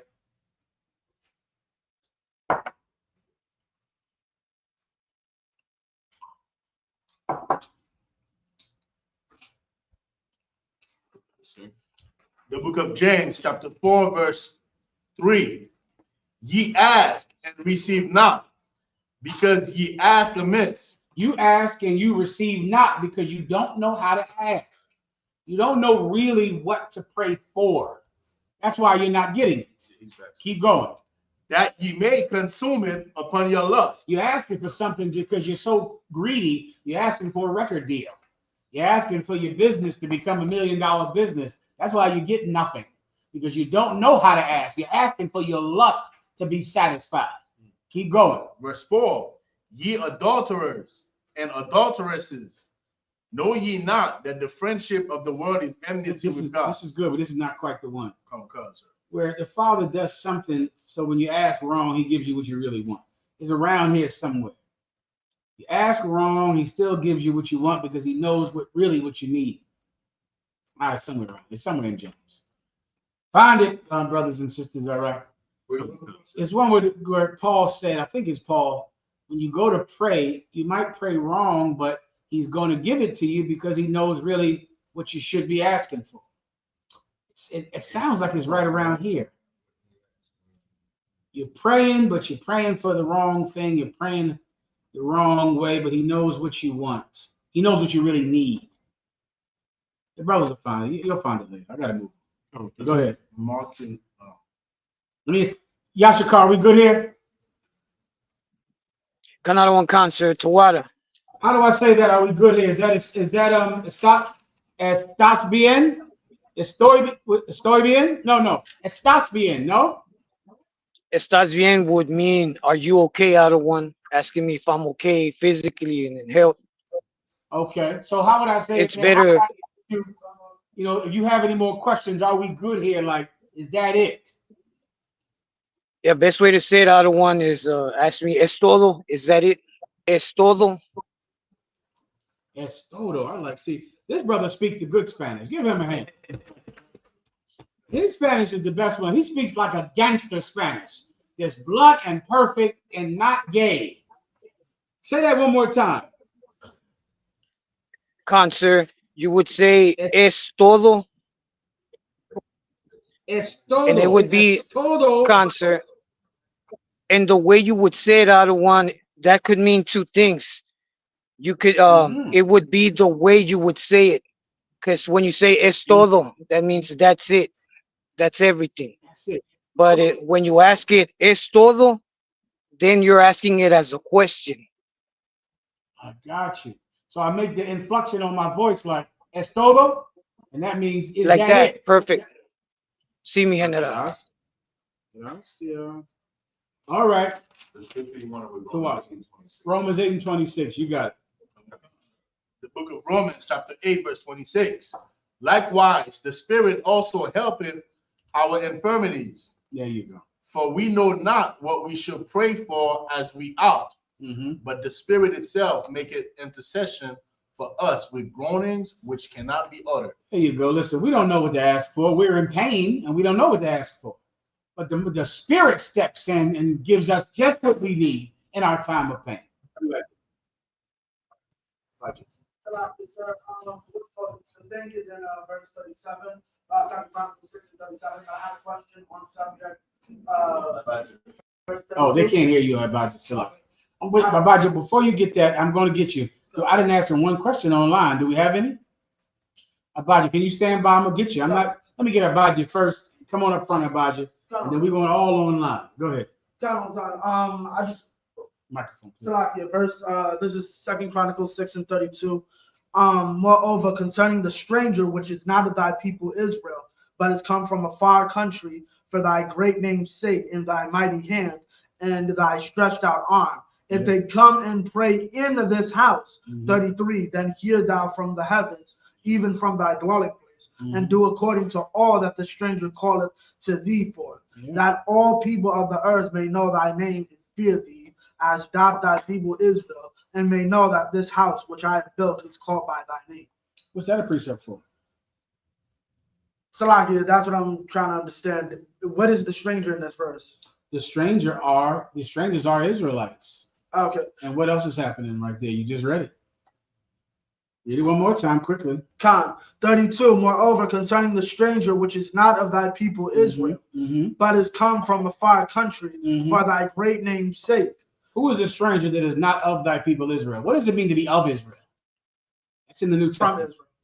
From Israel. Of Israel. It's in the New Testament. For they are not all Israel that are of Israel. Con. What does that mean? Meaning you're like physically from the land and you keep the culture. They are not all Israel that are of Israel. What does it mean to be? Just think that precept, not the one you read. Right. They are not all Israel. That's the New Testament. Right. Paul said that, speaking about the sons of Ishmael. But they are not all Israel that are of Israel. What does it mean to be of Israel? To keep the culture? Yes. Give him a hand. Hold up. Denele un aplauso. Yes, to keep the culture. Who is of Israel but not Israel? Jewish people. Right. I was going to say Samaritans. Done. Okay. Jewish people. They're not Israel, but they're of Israel. Okay. Right? They speak the language. Right. You know, they wear fringes. Okay. They face the east. Right. They don't eat pork. They don't eat crab and shrimp. They have our culture. Right. But they're not Israel. Right. You understand? Kind of. Now read it again. Moreover, concerning the stranger which is not of thy people Israel, but has come from a far country. Who is the stranger that is not of Israel, but has come from a faraway country, and now they're going to be accepted? Who is not of Israel, who comes from a faraway country, and who the Lord is saying, accept back into Israel? A repenting brother. An Israelite. Kind of. Why? Because we are not of Israel. Right. Jewish people are. Right. They're of Israel. You understand? Kind. They learned Hebrew. I didn't learn the Hebrew when I didn't go to Hebrew school when I was young. I ate pork. I ate shrimp. I celebrated Christmas. They didn't. They celebrated Hanukkah. I celebrated Christmas. Which one of us is of Israel? The Jewish person. He's of Israel. I am not of Israel. Right. I didn't grow up in Israelite culture. Right. I grew up in American culture. Right. I'm a Gentile. I'm a heathen. This precept is about you. You are not of Israel. Right. Because you ate pork, ate shrimp, sold drugs, had sex with women who had men, broke the commandments of God. Right. You are not of Israel, and neither am I. But I returned. Right. I came back. Right. And this prayer is for me. This prayer is for you. Kind of. You understand? Go ahead. There's another cut, and that's why I kind of emphasized it. Mm-hmm. Pray in this house, Lamentations 1 and 10. Yes. Heathens aren't allowed. It's talking about they come back to Jerusalem. This happened during the time of Christ. Right. This happened during the book of Acts. Right. They had the gift of tongues. Come on. So like I remember there was a king, the Kings of Chronicles, where basically the priest was like, yeah, we don't know if any of these people have been keeping the law. Ignore it. Let them in. Let them in. They're Israelites. Now, Paul had to fight with them over their circumcision because they didn't want to accept them. Right. Because they're not circumcised. But Peter had a dream saying, what God has cleansed, called no man uncommon. Right. He knew that what Paul was doing was right. He couldn't do it, but he knew Paul could. And so Paul separated from Jerusalem and went out to bring in brothers like ourselves and sisters like ourselves. Peter did not. Everyone understands. Another precept you need for that Barnabas and Paul is Abraham and Lot. Do you have that one when they separated to Zaryak? Abraham and Lot. That's Genesis. Yeah. Is that a battle on the chat house? The whole Barnabas and Paul thing. You're not go through that. Okay. Your brother was telling me about that, about the Barnabas and Paul thing. If you need the battle fake Israelites about Barnabas and Paul, you go straight to Abraham and Lot. Right. Let Ephraim read it then. Then you read this one, Ephraim. Fast, and I'll get everyone online quickly. When they were striving, their children were striving together, having a whole problem. Because I think you need a Bible, bro. You good to go? Go ahead. I think it's Genesis 14. I had 19. They departed from each other. That's fine. There's a little above it when they, why they departed. Go ahead. Sir. Genesis 14 and Galactus. Unless you just need it, Ephraim, I can just give it to you. That's all you need right there. You see, the whole thing. They separated. He went into Sodom and Gomorrah. They separated, and then Abraham went to go get him when those kings kidnapped him. Right. And then he prayed that he does not die when the Lord destroys Sodom and Gomorrah, simply because Lot went into Sodom and Gomorrah and separated from him, and their herdsmen were fighting each other physically. Right. Genesis 13 and 7. They didn't leave each other. Abraham and Lot did not leave each other, though they physically were not around each other anymore. They believed in the same thing. How do I know they believed in the same thing? Because Lot was the only man that got saved from Sodom and Gomorrah. One man, which means he believed in the exact same thing as Abraham, and Abraham prayed that he be delivered because they were with each other. Even though Tazaryak is in New York and Gadolhar and Quam is in California, they're together. Right. Even though Yaktazak is in Texas and that was the brother Tazayawan is in Delaware, they're together. We're not physically together because we have different missions. Some in Delaware, some in Pittsburgh, some in Killeen, Texas, some in Atlanta. We're on different missions, right? The mission in Atlanta is different than the mission in Texas, but we're one West. We're together. We're together. We're familiar. I'm good to go. So like that. Paul didn't leave. Paul and Barnabas did not leave each other, but your elder did leave the truth. It absolutely happened. He formed a group, gave it a name, Great Millstone, the Purple Pigs of the IUIC. He absolutely left his brothers. But Barnabas didn't leave Paul. And Lot didn't leave Abraham.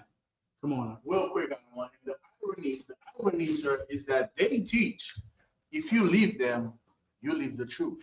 Right. They teach that? And they left their brothers, sir. Listen, this is what I want to order right now. The Commander General Hunter would not allow it. You cannot come back in this school unless Tazar Yak has one date with your mother. One date. It's just a date. Don't be all creepy about it. And I want you to give him $200 for that date so you can show her a good time.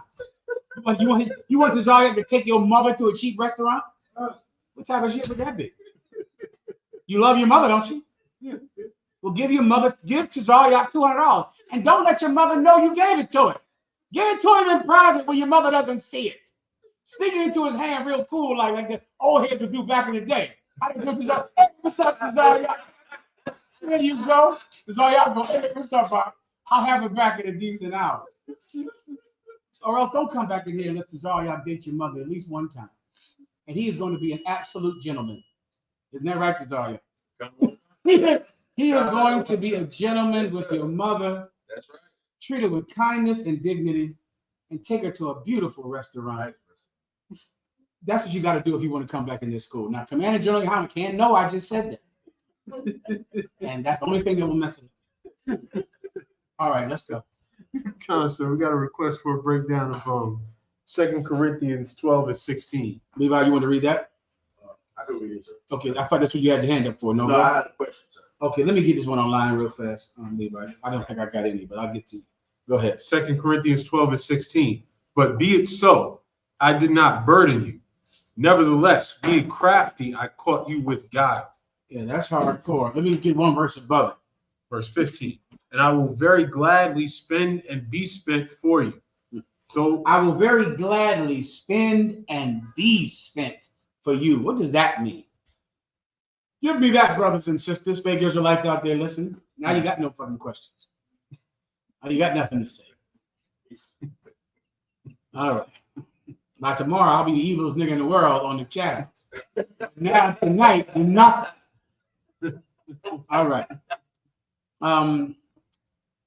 For you, I will spend and be spent. First of all, what does spend mean? Let's start me with that. What does it mean to spend? Meaning Paul will spend his money on you. He gets his money, he'll spend it on you.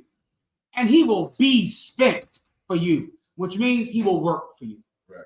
He'll wear himself down to nothing for you. He'll work all night, stay up all night, solve all your problems. He'll be spent. Think about what it means to be spent. Like, think about when you would say, man, I'm spent, which means I have nothing left to give. I've given everything to you. I'll spend my money on you and I will be spent, be worn out for you. Keep going. Though the more abundantly I love you. Though the more abundantly I love you. I love you so much that I'll give you everything I have and I will give you everything in me. I'll do that for you because I love you. That's the spirit of the Israelite school of UPK. That's what Commanding General Yohanan taught all of us. And you fake Israelites have never loved anybody this much in your life. That's why you don't come home to the truth. Right. That's why you go form fake Israelite groups. That's why I'm going to give you a precept about your nasty ass in 10 minutes. If I don't end the class before that. You just don't love anything. All you care about is being in charge of some pissy little butt plug group when you know you should have came home the minute you found out your leader was a gay man. Right. Or a rapist back in GMS. Or some old sodomite over there in the IUIC when you know Nate is gay. You know he's gay and you stay in there. And you're not helping Nate because he needs a goddamn intervention before he dies of AIDS. But yet you won't do it. No problem. No sweat. We love each other in here. We'll spend everything we have on you and we will be spent on you because we love you all the more.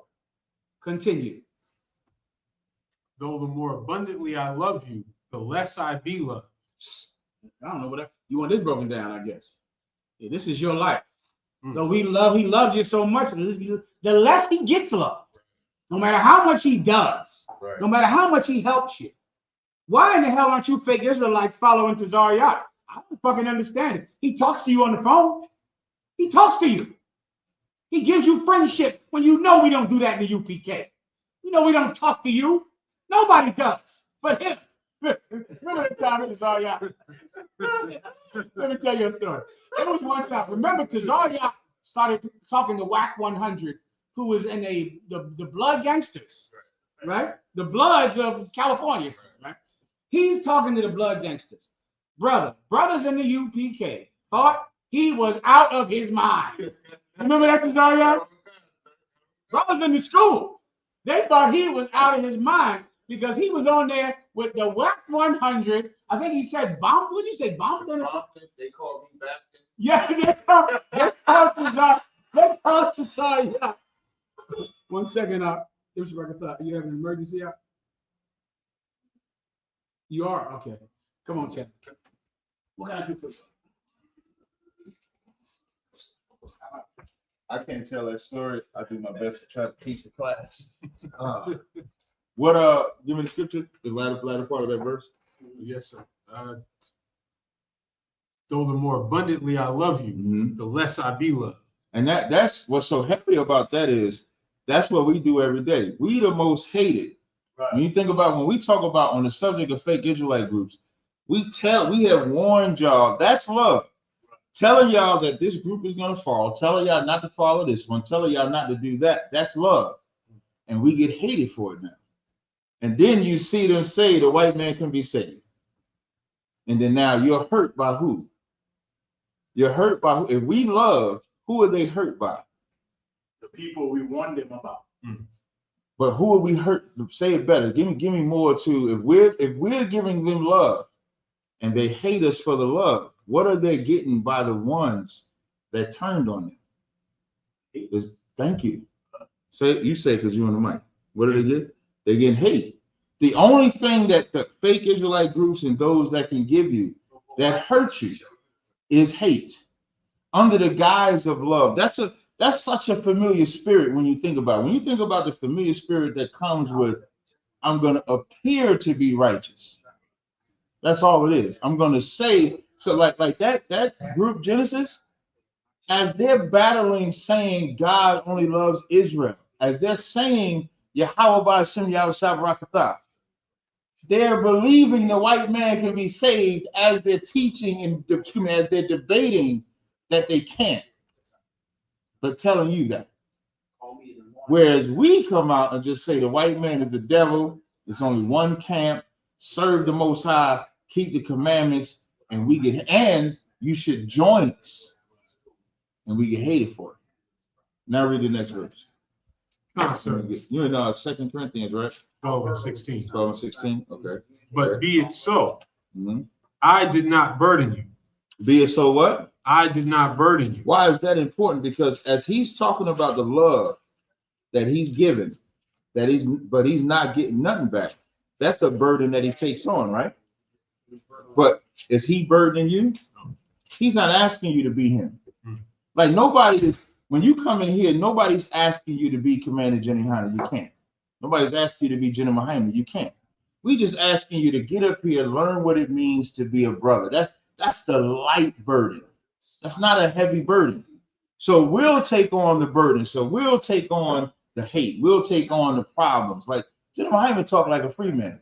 Get me in trouble. Now I got to go out into the world. We heard what the general said.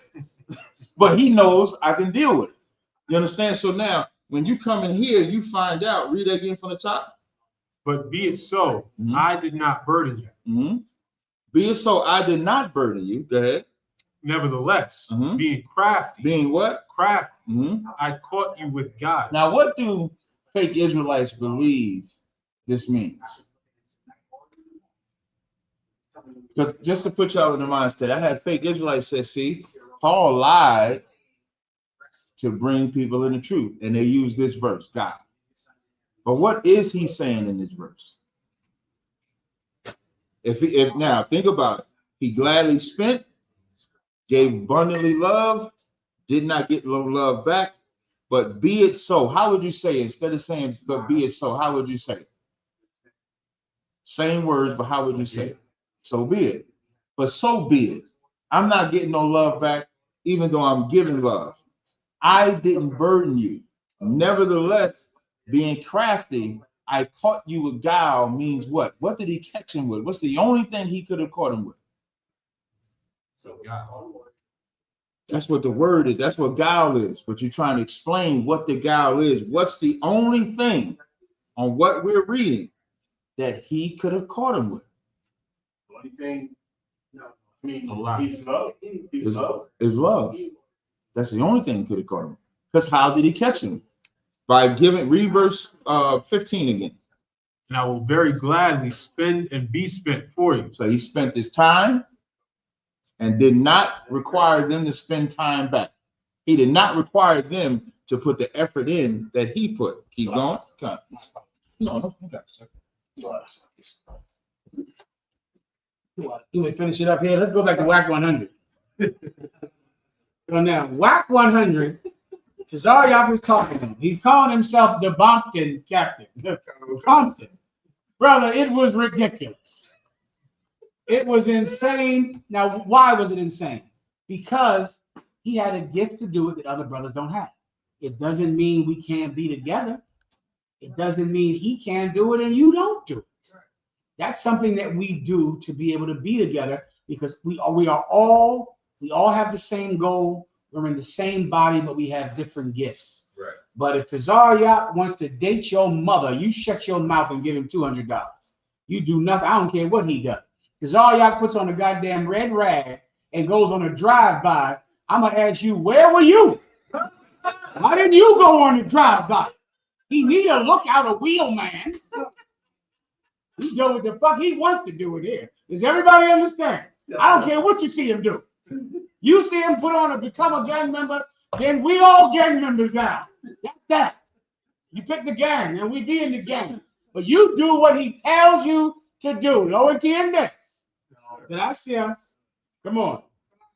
Brotherhood is not caring. Salaki, brotherhood is not caring how much women another brother has. If you want your one wife, don't worry about how much food. Here we go again. They talking about that native IUIC. He wanted one woman, left the UPK.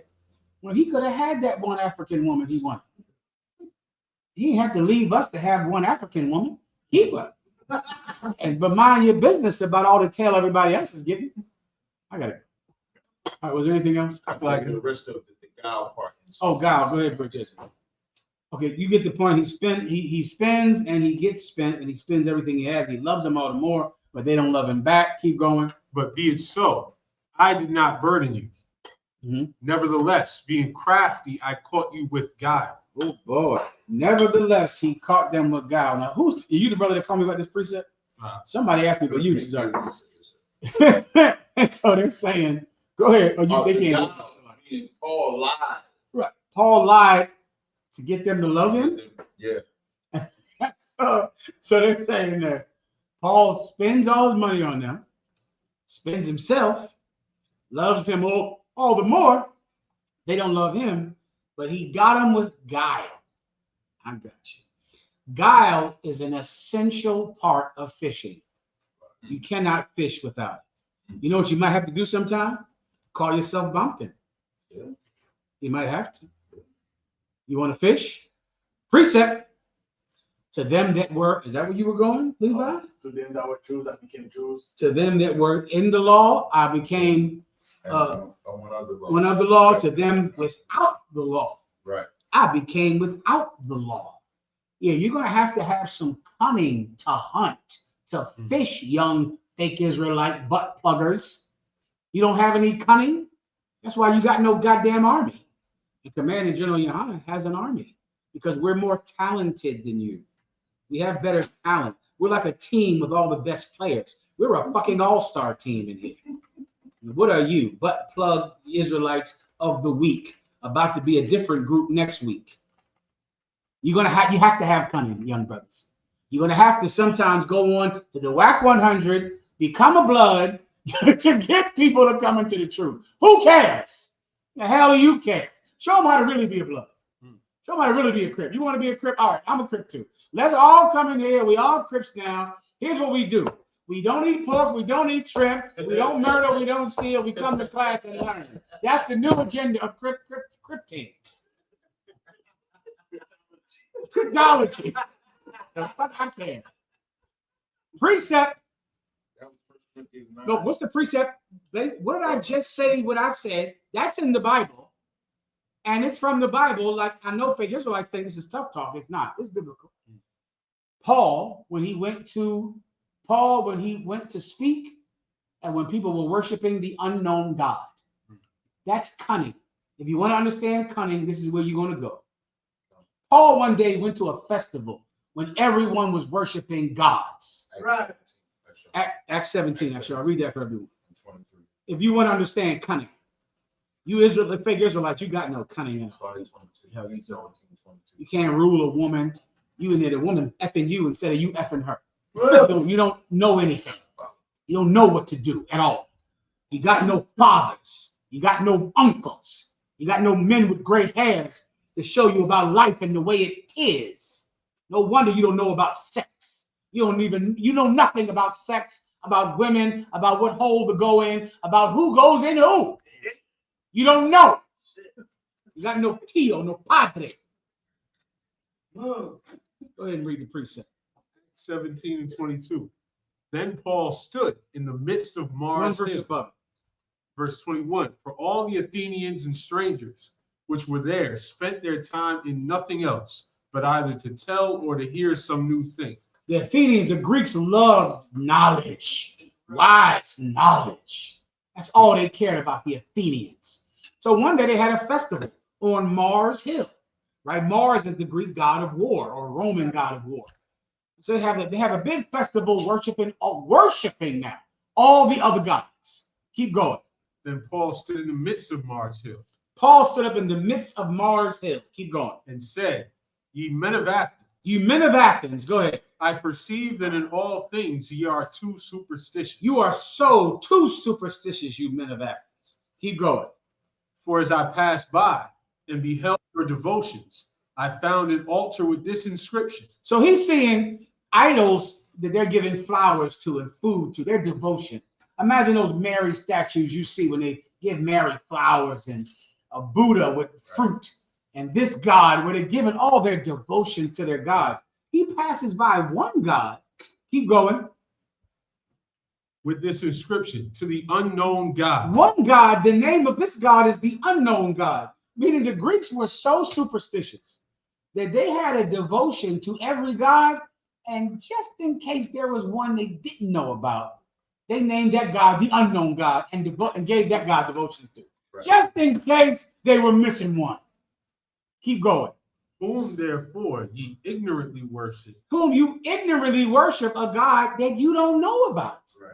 Keep going. Him declare I unto you. Him declare I unto you. They're making this statue to any God they don't know about. Paul is saying, I represent the God you don't know about.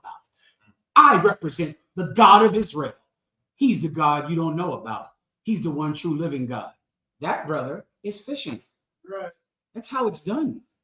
That's how it's done. You're going to see the Israelite School of UPK go in some old church. Captain Desariak sent me some old video with these broads. Wish I could put this up on the screen. Captain Mawaquad. Mawaquad, let me show you this here. Can I send you this, Ephraim? Let me send you what Mawaquad sent me that the brothers in Chicago will be in this week. Stand by. Unless somebody from Chicago is listening, you can send it to me. Oh, this old church full of silly broads with the head covered. Stand by, everyone. Do I have any other questions online? Yeah, there's a lot. This is a legendary class, sir. Oh, most high in Christ. It's 9:39. We got a bunch of. We do have the brother. Just tell me when it ended. I'm gone. Sir. Let me know. Ask him. Solid. Let's go. 6 minutes. We do have the brother backstage who is the brother from Louisiana. Okay. Oh, I don't forget about that. God damn, let me send you this thing, Ephraim. Louisiana, are you there? I'm kind of a con, sir. I'm gonna give him a hand. 1 second. Denle un aplauso. Give him a hand, man. Louisiana. What's your name, Mark? Officer Yasad. Officer Yasad. Officer Yasad had an amazing experience. I'm gonna let him describe it. Are you gonna come on across the line? I'm gonna try to come. I've been up since 1 this morning. Oh shit! I'm dozing in there out right now. No, I'm sorry, bro. I didn't know you were. No sweat. I forgot you were waiting. My apologies. Oh no sweat, sir. Yeah. They want me to come in tomorrow morning, but I'll just come in late because I usually go in at 1, 2 in the morning. Why don't you just hang up? Why don't you just hang up now? Yeah, you go into your slavery. Hang up now. My apologies. I'll tell the brothers about your story, and you can bring it out tomorrow. The brothers will call you tomorrow. All right. Go ahead and get some sleep. All right. To Allah, sir. No, I'm good. Yeah. Okay. Well, go ahead and tell me what happened there.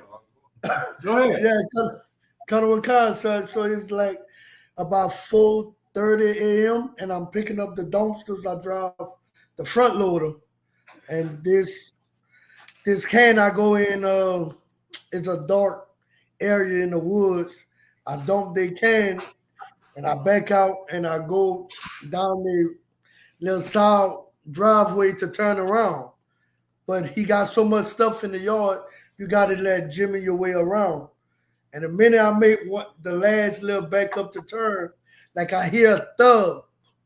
And so I hit brakes thinking that I hit something, but I know everything good. And then when I turn to go ahead, I see him standing in his underwear with a AR-15. He pointed at me with his old lady, and she's shouting something. So I kind of stoop down in the wheel because now I'm facing him and I can't get out. And then when I go forward, he let off a few shots. So then I was my mind was to, return. But then I thought about 911. I ain't gonna lie. So I called 911 and, with the dispatcher and stuff. So he's shooting at me. So I was ready about 10 minutes. I couldn't leave and stuff. So by the time the laws came, he's dropped the gun. And, just to make a long story short, they was giving him for attempted second degree murder. But then by the time the news spoke, come to find out he's a doctor, his rib a doctor. So they put it to unlawful discharge of a firearm. Ain't that something? Well, that's white privilege, brother. Right. Crime is a white privilege.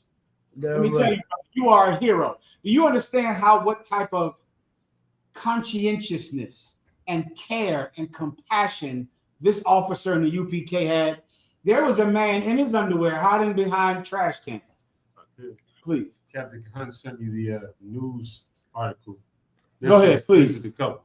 Lord have mercy. That's the couple right there. This is the couple, 2 white people in a super Trump MAGA city. This white man comes behind the trash cans with an AR-15, shooting 10 to 15 shots. The brother in the UPK, he carries a firearm. And he thinks I should shoot this man. I'd be justified in killing this man. He does not kill this white man. And this brother would have been absolutely justified in killing that white man with his registered legal firearm. Instead, he stays his weapon. He stayed his weapon. He did not kill this white man. Instead, he called the police. He had the gun. He could have killed him, and he did not. Don't you see? There is something in Blacks and Hispanics and something in the Israelite school of UPK that is rare on this planet. Right. And white people are born violent. Yeah. And the Israelite school of UPK, we are the people of compassion. We are the people of kindness. And the church that this white man goes to is a hate group. We're not. Because we could have killed that white man today. That's right. And he did not. Brother, I commend you for bringing glory to the Israelite school of UPK. You proved today that the Christians are the hate group. Because you could have killed that man and there would have been nothing anyone could do about it. And you didn't. Instead, you spared that white man's life. You know what that's called, brother? You know what that's called that you had today? Loud, sir. Go ahead. Mercy. That's what you had. God, sir. You had mercy. And the Lord said this, to the merciful, they shall receive mercy. But because thou hast not been merciful, thou shalt receive none. That white man had no mercy. And because it's a Trump MAGA lunatic place, instead of charging him with an attempted mass shooting, they charge him with unlawful firing of a firearm. He's a doctor. Him and his wife are two doctors. That's how violent white people are. That's why poor, blessed Charlie Kirk was killed. God rest his blessed soul. That's why he was killed. Because white people are so violent that if a white man disagrees with you, if he's angry with you over trash pickups or some dispute, he doesn't think to have mercy on you. He thinks to kill you. Because white people are violent and their parents teach them violence. In the UPK, we teach our people to have mercy. Have mercy. Warrior, you had mercy and you brought glory to what Commanding General Yohana teaches. Well done, I'll be in teacher. Give him a hand.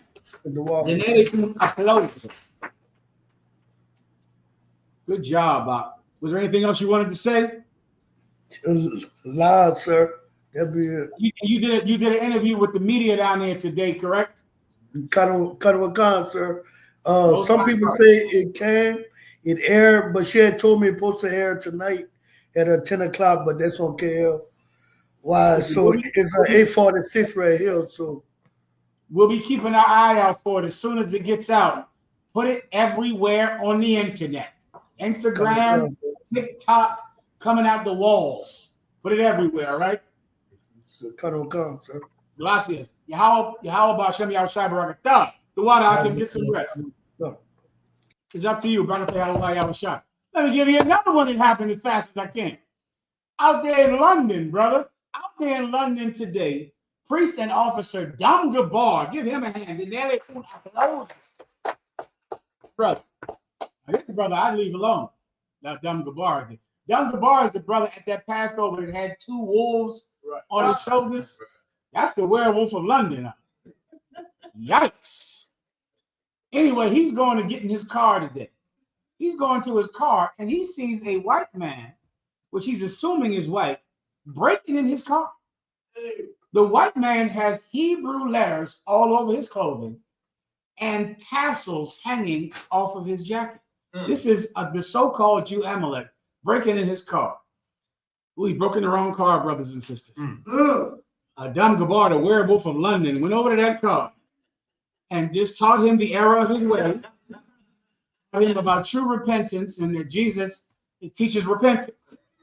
Held him for the cops, holding him. He laying on the ground, not trying to go anywhere.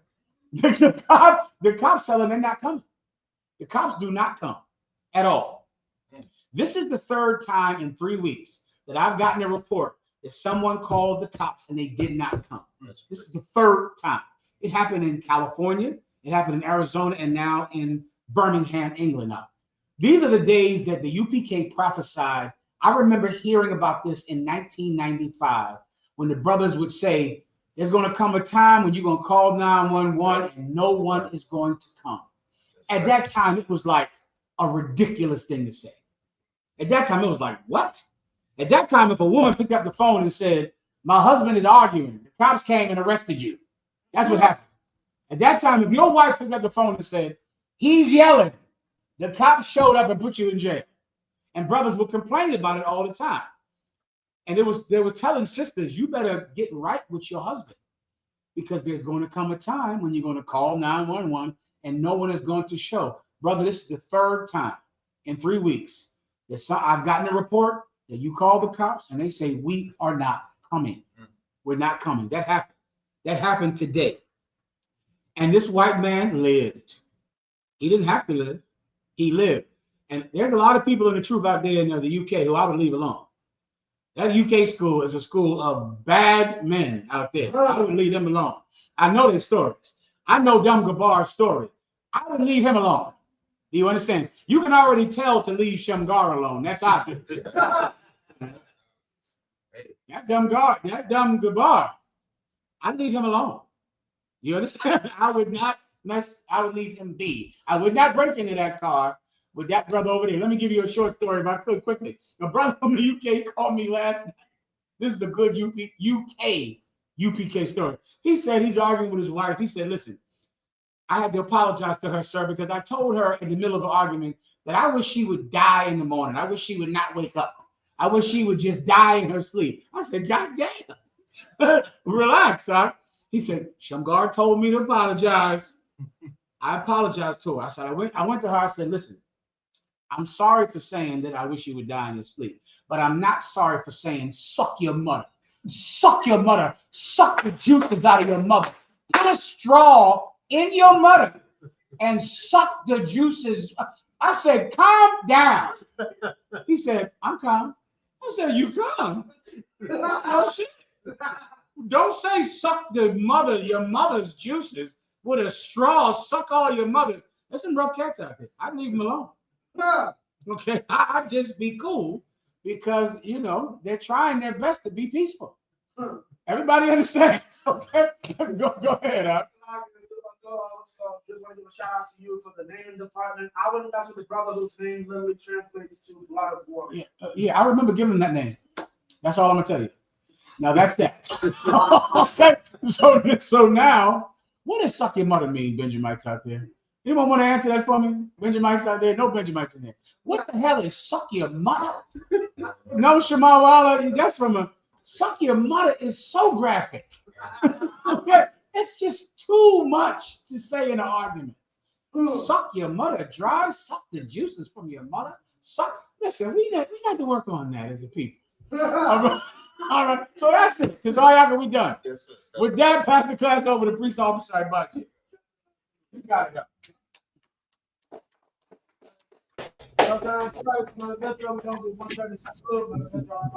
I imagine to stand, and the video we're going to do one church salute, and the video I'm Shabbat. I imagine, Barak, hands down, side face the sisters. Sisters, I imagine, and the video we're going to give one church salute to the sisters. And the video, I imagine Shabbat. Imagine, Barak,